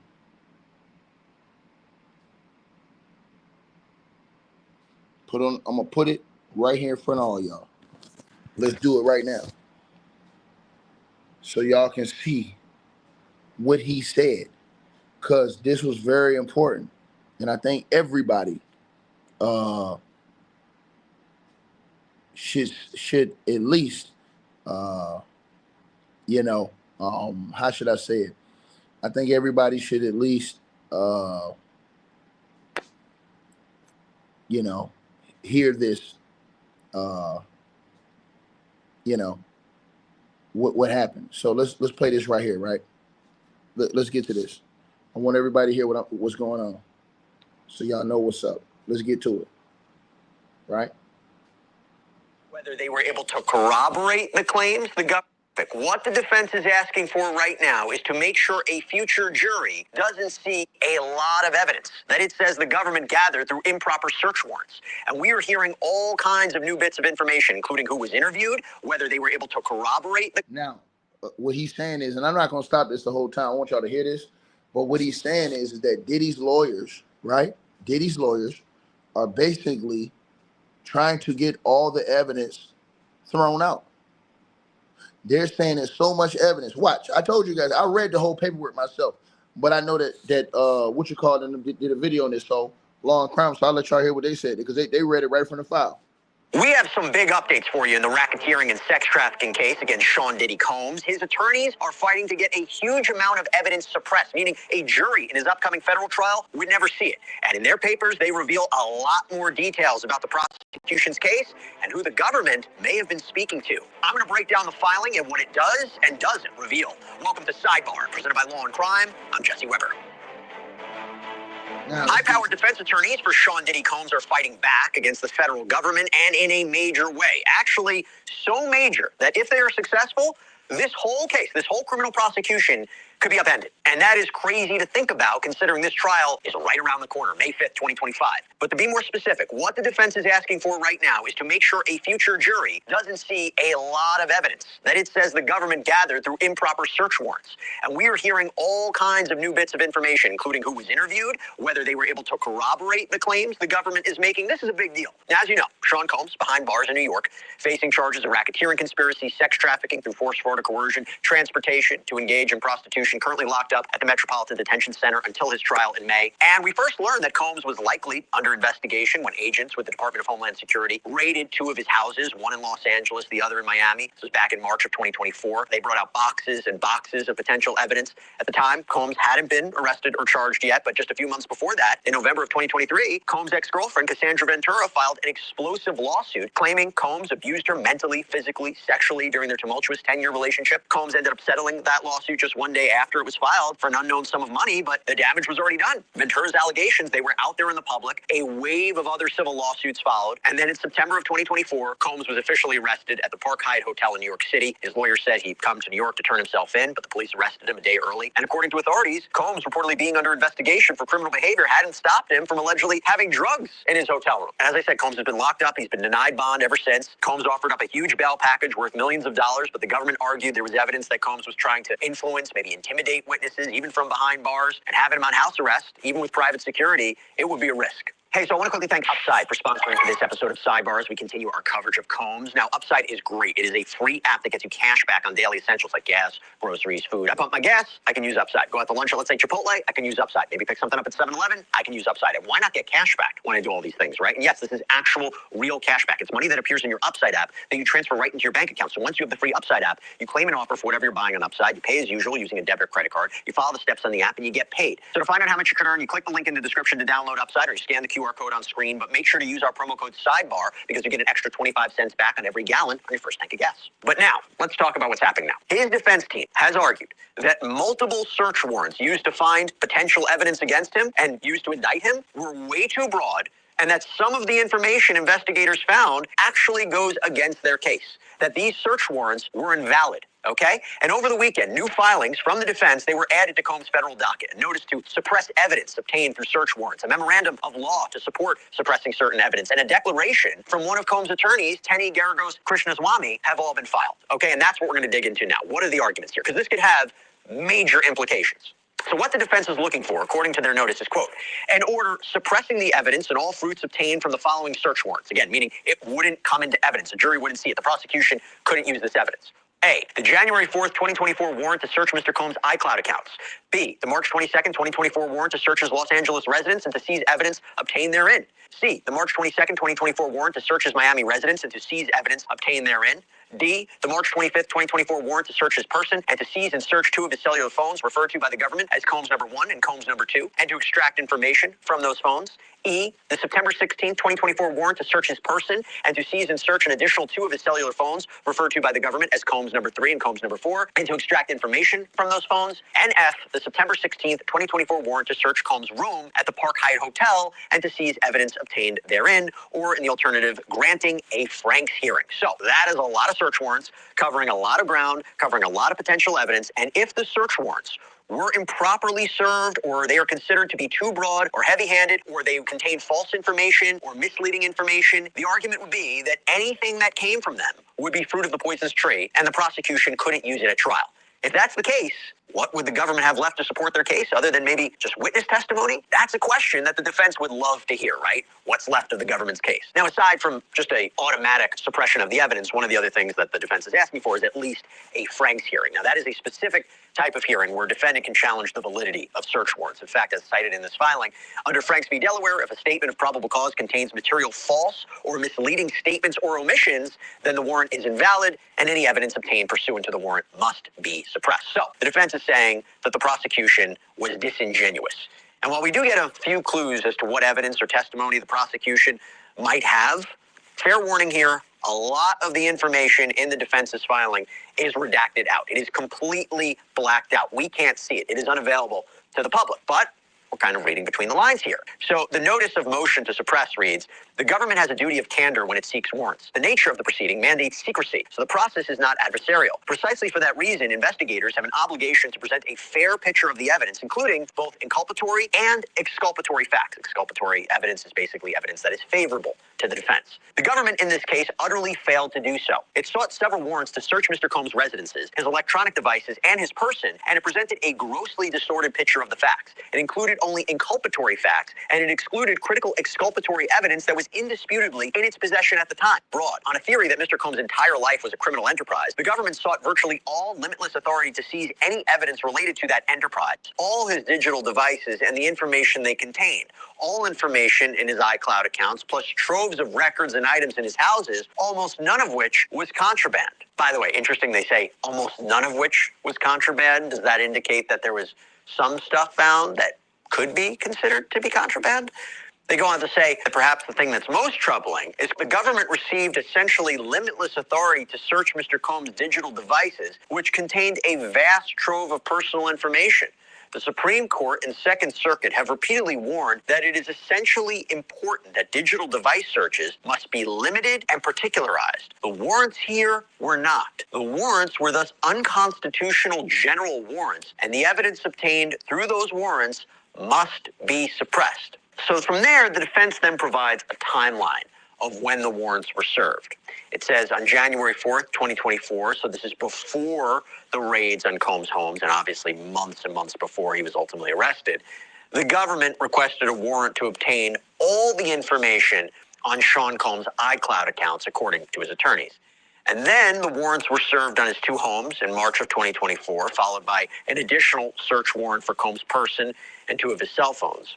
I mentioned before there's a lot of redaction in this filing, so we don't know exactly what the government found or what witnesses told them, but the defense is making two main arguments. One, the government's warrant applications contained intentionally or recklessly deceptive statements and omissions, and the warrants were unconstitutionally broad. Both arguments, the warrants are invalid. So let's begin with the first argument that the warrant applications had deceptive statements or omissions. The filing states, the duty to include critical exculpatory evidence, again, meaning evidence that's favorable to a defendant, tends to show that they didn't commit the crime, includes a duty to reveal information that undermines the credibility of a confidential informant or other witness.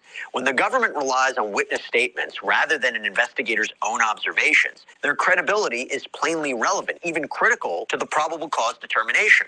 The government... Let me stop. That's why I told y'all that Diddy and them are saying, his lawyers are saying that they had all witnesses. All witnesses. You understand what I'm saying? All witnesses. You feel me? That's what they're saying. He testified in this case. All witnesses. Think about what I said to y'all. So they're saying, you understand what I'm saying?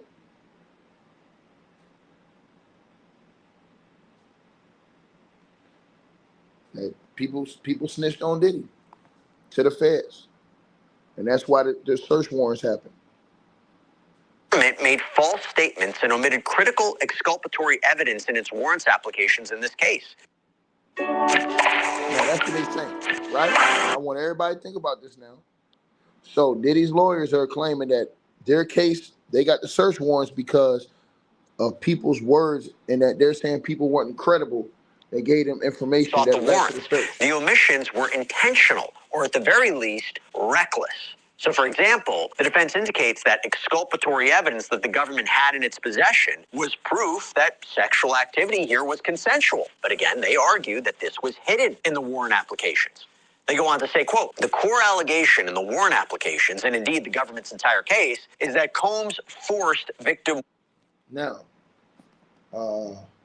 you know,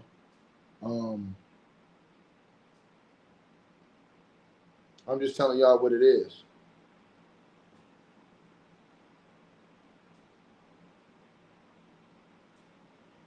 Telling y'all what it is.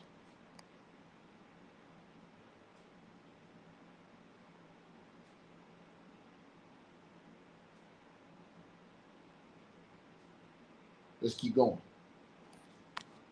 One to participate in FOs. Okay, so victim one has never been officially identified, but based on context clues and various filings so far in this case, we believe victim one is Combs' ex-girlfriend, Cassandra Ventura. FO, by the way, stands for freak off or freak offs, which is apparently what Combs called group sex sessions that were sometimes filmed, allegedly involved large amounts of things like baby oil, drugs, according to prosecutors. And in a recent filing, Combs' attorneys seemed to suggest that, yeah, he did hire male escorts to participate in group sex, but that everything was on the up and up, everything was consensual. Although I will say in a superseding indictment, the prosecution amended their claims a little bit, acknowledging that Combs could have committed crimes like sex trafficking in events that were not necessarily considered or fit the definition of freak-offs, but they were more generalized commercial sex acts where something of value was promised or exchanged, or there were commercial sex workers. But going back to the filing, it reads, quote, when it sought the warrants to search Mr. Combs' residences, the government had already obtained one device from victim one that contained, and then there's a huge, large section that's blacked out, but that is so important. So if you take everything is true from this filing and based on prior history in this case, a fair argument could be that victim one is what started this whole prosecution against Sean Combs.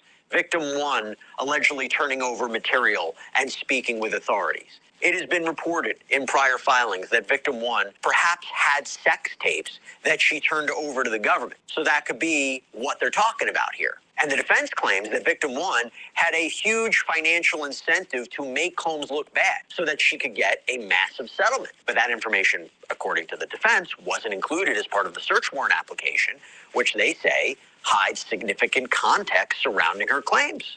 The filing continues. By the time it obtained the warrants to search Mr. Combs' residences, the government had also already obtained redacted.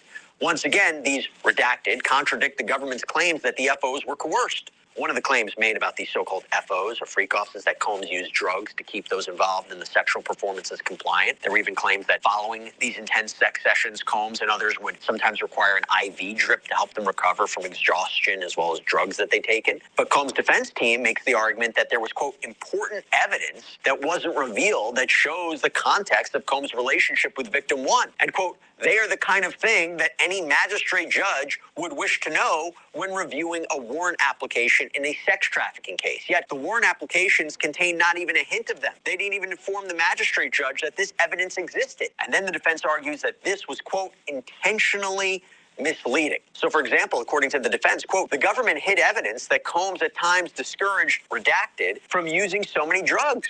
So that seems to suggest that Combs had tried to stop someone, maybe victim one, from using drugs so heavily, but that it was this person's own decision to do so. By the way, even if this motion isn't successful, you are getting a preview of what to expect from Sean Combs. Man, that's a fact. What he's saying, bro, this ain't nothing but a preview right here, what y'all gonna see in court. And it's gonna be deep in a lot of testimony. Deep in a lot of testimony. You know what I'm saying? And I'm just telling y'all what's up, man. Telling y'all what's up, man. Bro, this shit going all the way. It's going all the way. In court, it's going all the way. You know, telling y'all what's up, man. Y'all finna see. Potential defenses at trial, right? We're kind of getting a preview of that. But the filing continues, quote, finally, the warrant applications contain no mention of victim one's financial motive to exaggerate and falsify. As the government knew, and then you have a huge amount of redactions there, and then it ends, thus provided an unusually strong motive to fabricate years after the underlying events.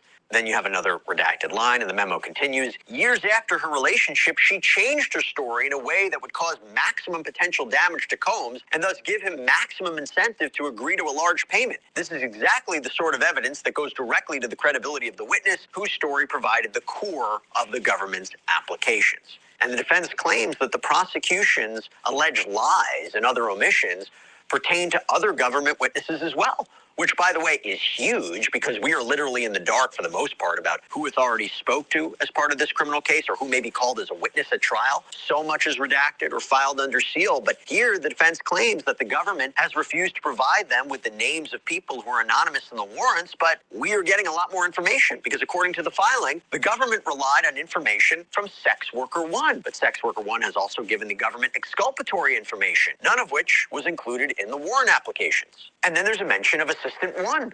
So Assistant 1's claims are also called into question by the defense claiming that the government cherry-picked some of this person's statements out of context to use in their warrant applications. And then there is some bombshell news about someone referred to as Producer 1. Now, we believe, we can't confirm it, but we believe there is an argument that Producer 1 is Rodney Lil Rod Jones, a music producer who filed a lawsuit against Sean Combs in early 2024. He claimed that not only was he not paid for the work that he did on the Love album, but that Combs used his influence to intimidate him into doing things like hiring sex workers.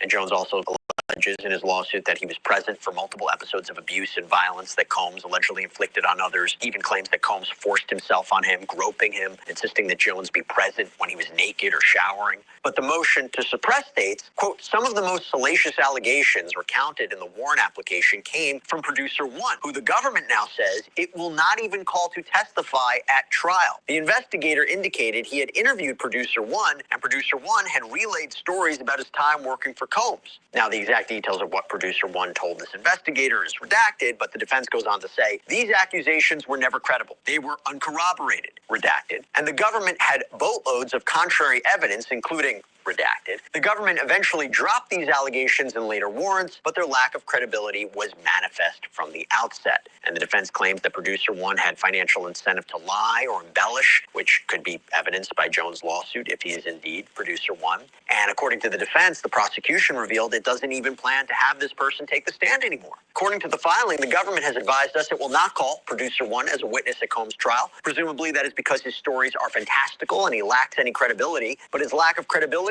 was equally apparent in March 2024, meaning when the raids happened on Combs' properties. Now, Jones filed, by the way, his original complaint in February of 2024 and amended it the next month, so that time frame is very interesting considering what's being talked about here. But the defense claims the investigator simply relayed Producer 1's claims without qualification as if he were a credible witness.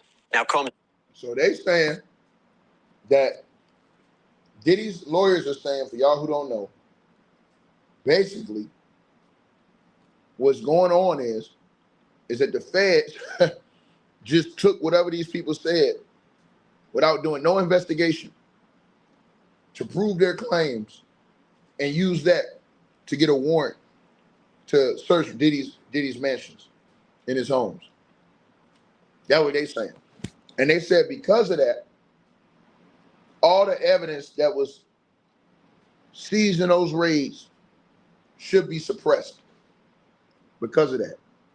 Attorneys, they also talk about in this filing about victims 2, 3, and 4. Now, I believe this is the first time we have heard about a fourth victim officially. Yep. They got another victim. I told y'all that last time. They got a fourth victim in the indictment now. Fourth. It started with 1, now it's at 4 in the federal indictment.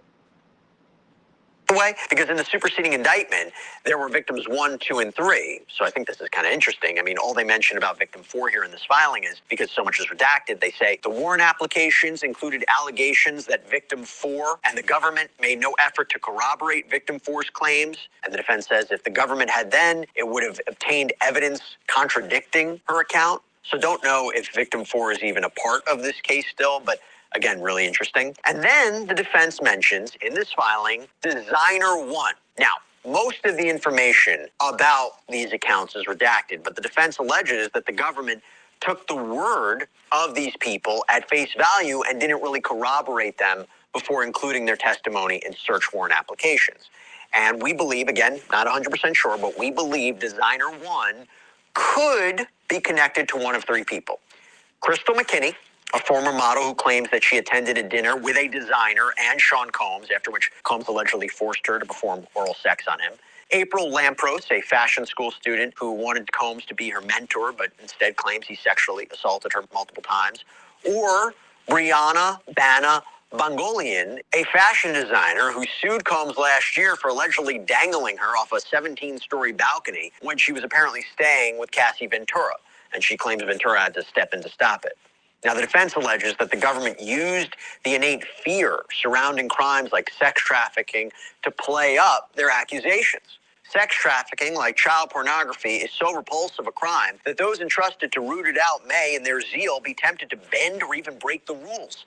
When government investigators cheat to obtain warrants, they endanger the freedom of us all. In cases like this, it is essential that courts enforce the requirements of the Fourth Amendment, both to protect the individual defendant's rights and also to deter this sort of government conduct. And the defense claims that if the prosecutors had included the whole truth in their applications, there wouldn't have been probable cause for a search warrant as required by the Fourth Amendment. The defense states, in its zeal to prosecute a famous target, it rushed ahead and violated the law. It submitted an egregiously false and misleading summary of the evidence, thus denying the neutral and disinterested magistrate the opportunity to independently determine whether probable cause existed based on a fair and truthful summary of the evidence. It presented only inculpatory evidence, and it hid all exculpatory evidence. The warrants themselves were also unconstitutionally broad. The charges here reflect an extraordinary legal theory that Mr. Combs is himself an enterprise, and that his businesses, his household, his personal relationships, and his sex life were all part of a criminal conspiracy. That broad theory is alleged in the indictment and reflected in the warrants. The government essentially took the position that everything about his life is possible evidence of a crime. And the defense then lists some of the items and information obtained as a result of these warrants, and it covers a lot. So the motion to suppress reads, the government sought warrants in this case that gave it the unfettered ability to search Mr. Combs' residences, his digital devices, and his iCloud accounts. The government's list of items to be seized from his houses was pages long, and it is stunning in its breadth. The government claimed the right to seize, among other things, evidence of Mr. Combs' location or anything reflecting the location of any co-conspirator or witness. I told y'all. Didn't I tell y'all? Y'all niggas ain't want to listen to me, though. You know what he just said? The feds got that nigga location to that iCloud shit. I told y'all. I watched that in the Young Dolph case. They show they can track your location through your cell phone, through the phone towers. Listen to what he just said. Listen to what he just said. So a nigga can't say, oh, I wasn't there, I wasn't there. Nigga, they tracking your ass. They can go back and see where you was at through the towers. That's exactly what they did in the Young Dolph murder case. Go look it up. It's on YouTube. When they pulled all that stuff out in court, man, they showed these dudes. They had tracked these dudes through the cell phone towers, everywhere they went, through their phones. Dude, and he was sitting there in court looking like, damn, I didn't even know they had all this. He was surprised. He didn't even know they had all that stuff on him. Pages long, and it is stunning in its breadth. The government claimed the right to seize, among other things, evidence of Mr. Combs' location or anything reflecting the location of any co-conspirator or witness, which... Listen. Evidence of his location and other people that was around him. Now, that lets y'all know right now why everybody was mad at Diddy. Feds investigating everybody, find out where all these mofos at. Try to tell y'all this. Y'all don't want to listen.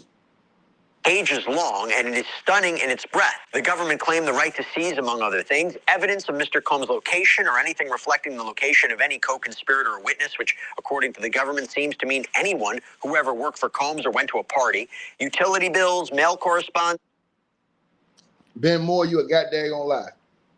You said they can place your cell phone anywhere as long as your battery is in. You a goddamn lie, sir. How can they place your cell phone somewhere from years ago, you idiot?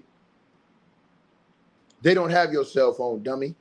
You got your cell phone, idiot. And what they're going to do is they're going to go back in the flight logs, you damn fool, and see what private jets you took and show that your phone links up with the travel that's on the logs. Get your ass out my channel. You ignorant and you a damn fool. Goodbye. You blocked forever. Address books, all calendars or scheduling information, including travel records, all financial records, including bank statements and credit card statements, plus all cash, property deeds or titles or anything related to property ownership, plus any evidence relating to online financial accounts, any sex toys, sexually suggestive clothing, whatever that means, plus any medical supplies or other materials possibly related to sex, plus any bodily fluid or other material. Did y'all hear that? Listen to what he said again, y'all. Listen to what he said. Scheduling information, including travel records, all financial records, including bank statements and credit card statements, plus all cash, property deeds or title. Didn't I tell y'all that? They was gonna get all them bank statements, subtract them payments and shit. I told y'all. What they do is that everybody that's snitching on you, they got to give up the whole operation. How it went down, how they made the transfers, who went and got the money, how much money they were depositing, how much money they were taking out, what bank they was using, what card they was using, what day they were going. And then all they do is to corroborate your story. They match up the account records to your story to see if you telling the truth. That's what they do. I'm telling y'all this. Y'all is a bunch of damn fools. People running around here, man, shut up. You niggas gonna get embarrassed when they go to court. And y'all gonna be on here changing, moving the goalposts again, looking like a damn fool. Or anything related to property ownership, plus any evidence relating to online financial accounts, any sex toys, sexually suggestive clothing, whatever that means, plus any medical supplies or other materials possibly related to sex, plus any bodily fluid or other material that might contain DNA evidence, any communication or record of communication with any former sexual partner or employee of the Combs business, plus any communication related to the charged offenses, which was, as noted, defined incredibly broadly with any possible victim, co-conspirators, or witnesses, corporate records, including corporate organizational and ownership documents and employment records, any digital device that might contain evidence, including iPhones, computers, iPads, and cameras. That's very broad. Now, as part of its argument, the defense cites the case of United States v. Way, which addresses the concept of broad warrants. Quote, at bottom, the warrants in Way violated the Fourth Amendment because they authorized the seizure of sweeping categories of materials and lacked any practical tool to guide the searching agents in distinguishing meaningfully between materials of potential evidentiary value and those obviously devoid of it. The same is true here. Indeed, the warrants here are even more infirm. Whereas the warrants in Way authorize unbounded searches of the defendant's business affairs, the warrants here authorize unbounded search of Mr. Combs' business and personal affairs. The warrants here allowed the very sort of general exploratory rummaging in a person's belongings that the Fourth Amendment forbids. Nor can the government evade the Fourth Amendment's limits simply by stating that Mr. Combs was himself a sort of criminal racketeering enterprise, and therefore all evidence of his business and personal life was relevant evidence of a crime. If such a rhetorical trick were allowed, the Fourth Amendment would lose all meaning. And they even reference a case from England way back in the late 1600s that said, Lord Chief Justice Holt once famously challenged a prosecutor, "Hold, what are you doing now? Are you going to arraign his whole life?" And the defense argues that is exactly what the government did here. It charged Mr. Combs' whole life as a racketeering enterprise, and then it obtained warrants to search his whole life. The iCloud warrant, the warrants to search his houses, the cell phone warrants, and the... I'm telling y'all, people don't have no brains. Everything you do, come tell y'all something. People don't live under the old school rules no more, where you didn't talk on phones. You didn't really, you know what I'm saying? In the old school, you can go a whole week without your phone. You can live, bro, now, in the era we live in, everybody in this room can't live 3 days without their cell phone. They'll lose their mind. If you didn't have your cell phone for 3 days, people would lose their mind. Their whole life is in their cell phone. Think about that. Ticket, what you mean? All your contacts, your social media, your private messages, your pictures, your videos. Think about this. How many of y'all got phones and your phone know exactly who you are? What am I saying? It know exactly what you like to look at. They changed all this stuff and called it an algorithm. Why? Because they push stuff to you that they see that you like to watch. That means they monitoring you. Think about that. They can track you, see what you looking at online, all these things. Try to tell y'all that, man, but cats don't know this.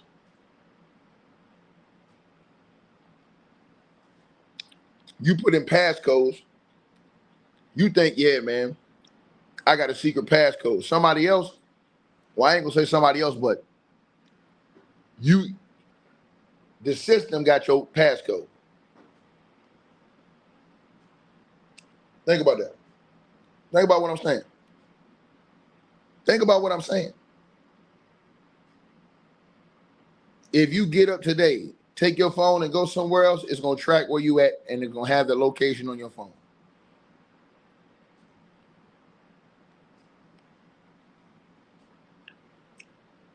Matter of fact, I'm going to tell you how gangster they got with it. On iPhones, your phone don't even got to be on. They can find your phone. Phone finder. I'm like, damn. It's a notice that come on at the bottom of your iPhone. It say, when your battery's dead, phone is still what? Traceable.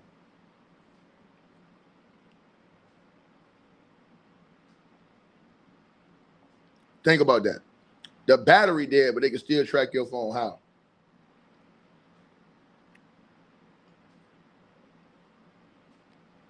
It's almost like everything's a computer.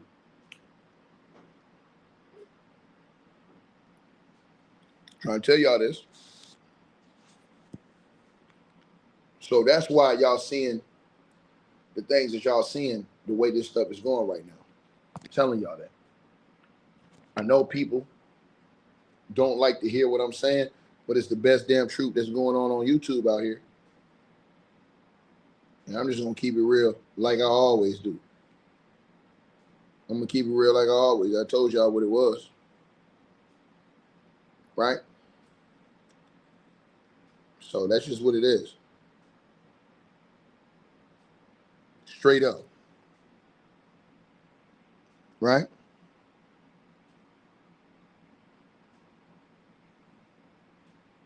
So, most deaf, y'all.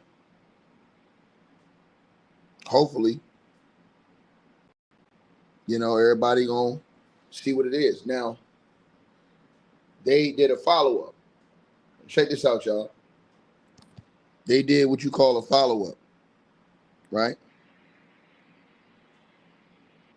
Now, in that follow-up, right? In that follow-up, tell y'all something. In that follow-up, what they did was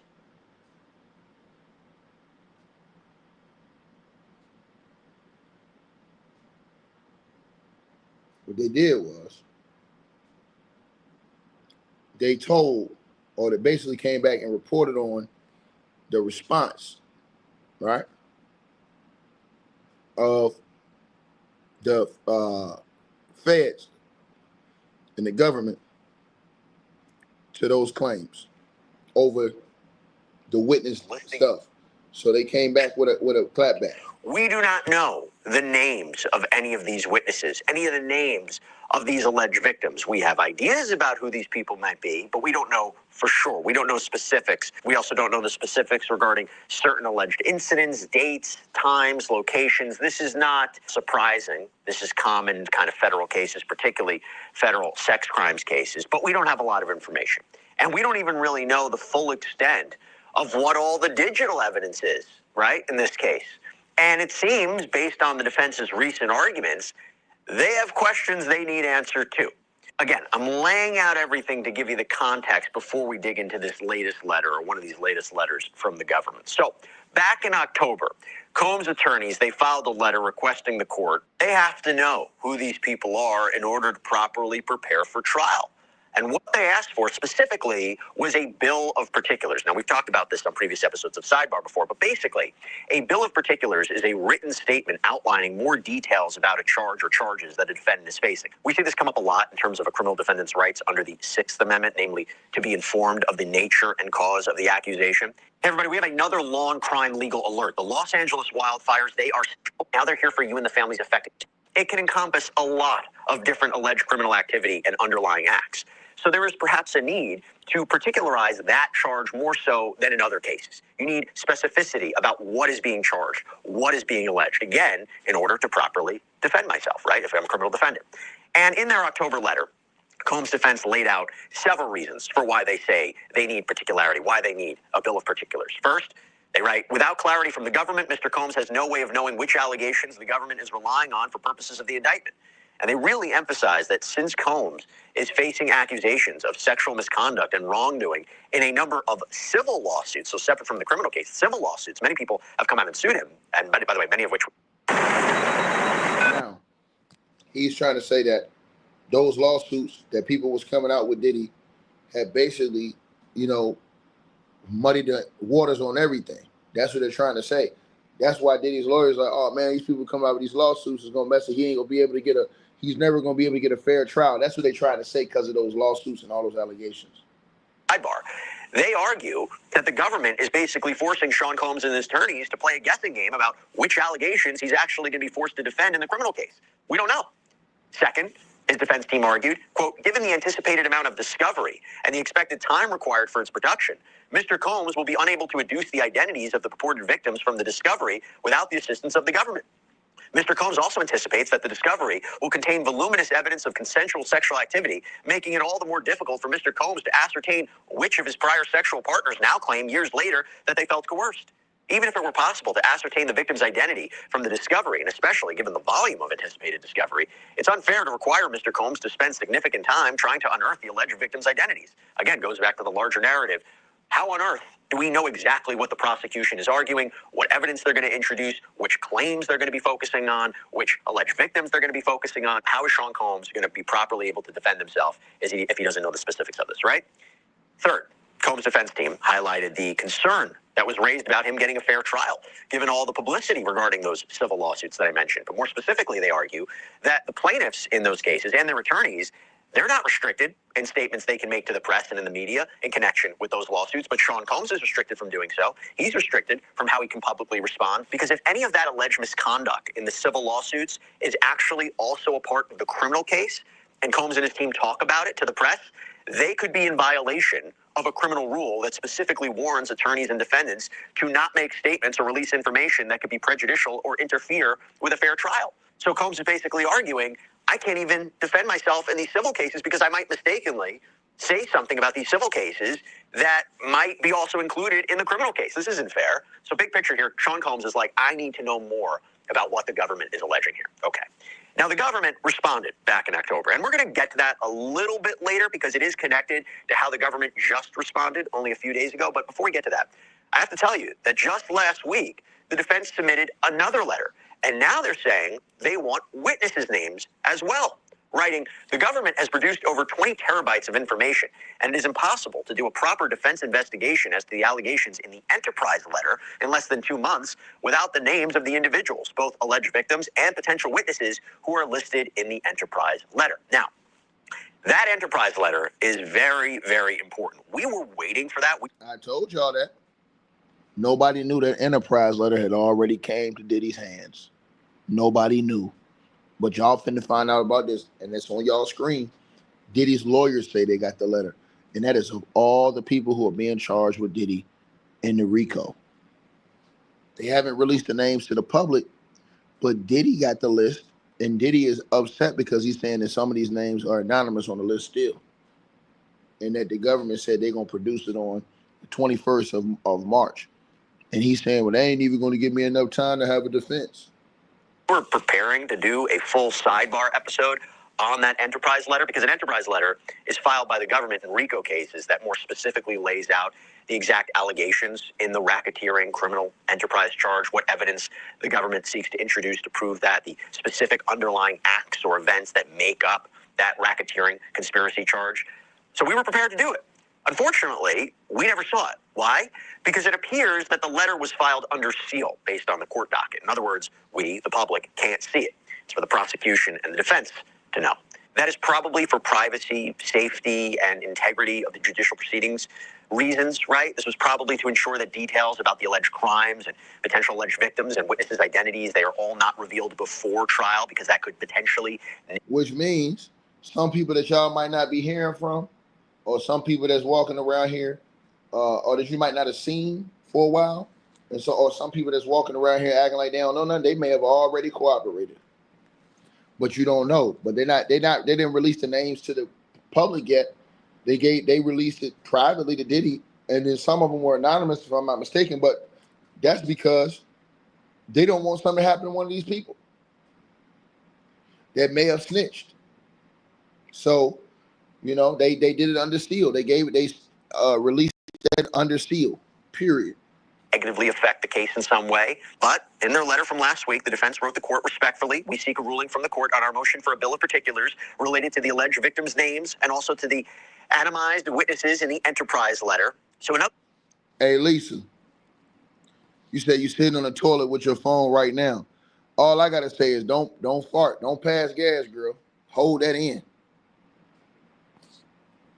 In other words, the defense, yes, they have more details about the racketeering charge and what the prosecution plans to do at trial, but they argue nonetheless, we still need to know who these alleged victims or witnesses are. So now... You probably just passed gas right now laughing, Lisa. You nasty, girl. Now comes the prosecution's response, and that's what we want to get into. So in this letter that is dated February 21st, 2025, the government writes in response to the defendant's letter asking the court to rule on its motion for a bill of particulars, originally filed on October 15th, 2024. The government continues to oppose the motion, which was originally styled as a request for a bill of particulars identifying victims and has now been apparently broadened to encompass not only victim names, but also the names of a large number of potential government witnesses. The defendant provides no persuasive basis for his request, which in any event will be fully satisfied when the government provides the information on the schedule already set by the court, and the request should accordingly be denied.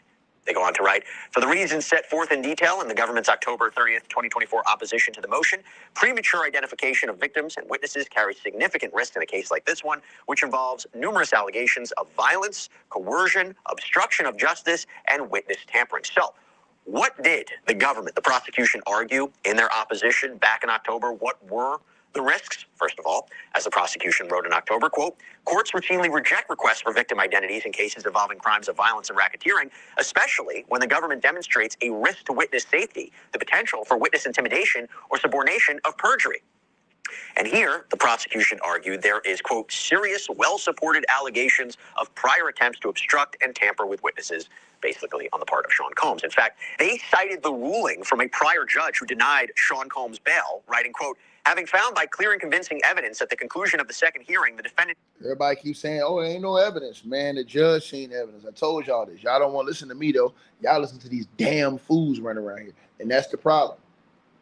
The judge said right there in the court, he said, all the evidence I've seen, ain't no way in hell I'm giving you bail.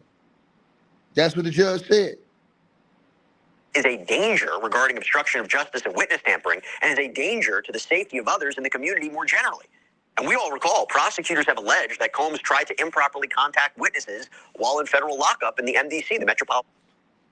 T-Rex, you said, do I know what the hell I'm talking about? You goddamn right, because everything, excuse me, Lord, you right, because everything I said don't came to pass, you damn fool. That's why I got all these people listening to me. Other niggas get mad talking about, hey, man, they block them out. No, they don't want to hear that bullshit. They know you're lying and they know you're capping. People rather hear the truth, nigga. Point blank, period. The truth gonna set you free, and it's gonna keep you free. And it's gonna keep bums like you, T-Rex, over here. You understand what I'm saying? Now stand in truth, brother, and don't stand in no lies, period, brother. And you'll be all right. the detention center, where he's been since his arrest and indictment in September of last year. And as reported by outlets like NBC, there was also the allegation that Combs tried to influence the account of a potential witness in the civil case of Dawn Richard, a former musician in a Sean Combs-created band that has since sued the rapper for sexual misconduct. So the government wrote in its October opposition, due to the defendant's history, the government has serious concerns about victim safety and the possibility of witness tampering if a list of victims' names were provided to the defendant. And that seems to be echoed once again by prosecutors in this most recent letter to the court. By the way, in this new letter from the prosecution, they also cite the infamous case of R. Kelly in support of their argument. Remember when R. Kelly was convicted in New York federal court of his own racketeering case for the sexual exploitation of children, forced labor, and transporting women and girls to engage in illegal sex acts? Well, the prosecutors in Sean Combs' case, they're telling this judge, Judge Arun Subramanian, who's overseeing Sean Combs' case, they say, look what happened in R. Kelly. In R. Kelly, the court rejected his request for a bill of particulars identifying the victims' identities because of his own history of obstructing, intimidation, and witness tampering. Essentially, they're saying the same thing is happening here. Okay, so now let's go back to this recent letter from the prosecutors, from the government, from February 21st, this letter to the court. And again, this is where the prosecution argues that the defense is not entitled to a bill of particulars identifying victims and identifying witnesses. So after citing how identifying these people carries a risk, the government then writes in its letter, quote, moreover, since filing the motion, the defendant has received substantial additional disclosures, including terabytes of Rule 16 discovery, which provide him with more than sufficient information to prepare for trial.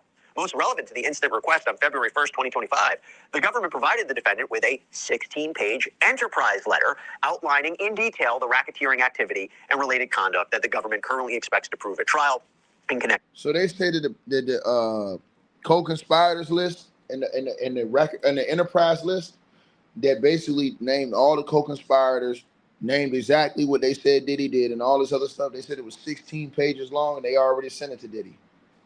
That's what they said. They said they sent it to him on February the 1st. With the charged racketeering conspiracy offense. The enterprise letter described these acts in detail, including their approximate dates and the people involved, noting, for example, their titles that the defense. So they said they gave Diddy approximate dates, people that was involved, all of these different things they said that they've already gave Diddy. I told y'all, man, y'all listen to the cap if y'all want to. Y'all wonder why the black lawyer quit. The black lawyer wasn't a damn fool. He got it. When he seen that shit, he got the hell up out of there. He said, ain't no way in hell y'all gonna have me stand on this type of shit. Offense. The enterprise letter described these acts in detail, including their approximate dates and the people involved, noting, for example, their titles at the defendant's company or providing other identifying features. In short, these additional disclosures undermine any claim by the defendant that he is not aware of the nature of the charge pending against him or is unable to adequately prepare for trial. So that's the prosecution kind of responding to a Sixth Amendment violation argument that I mentioned before.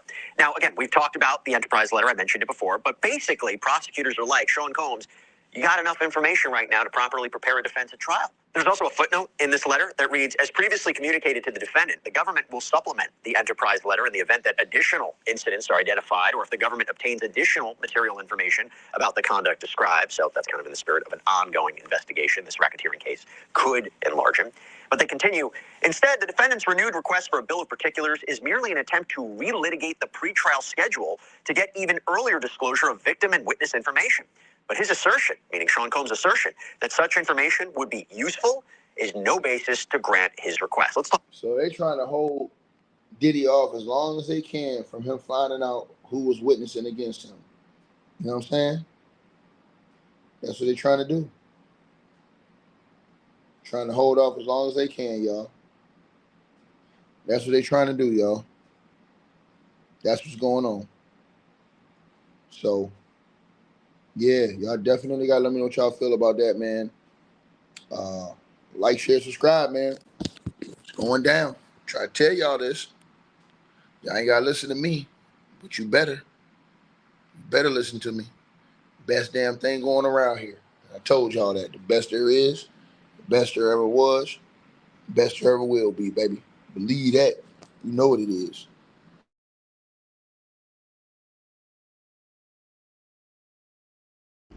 All right, you guys, so we appreciate everybody that popped in, supported this video. Make sure that you guys shop our merch. We got that new A-Weapons merchandise right there below this video. All you got to do is look below.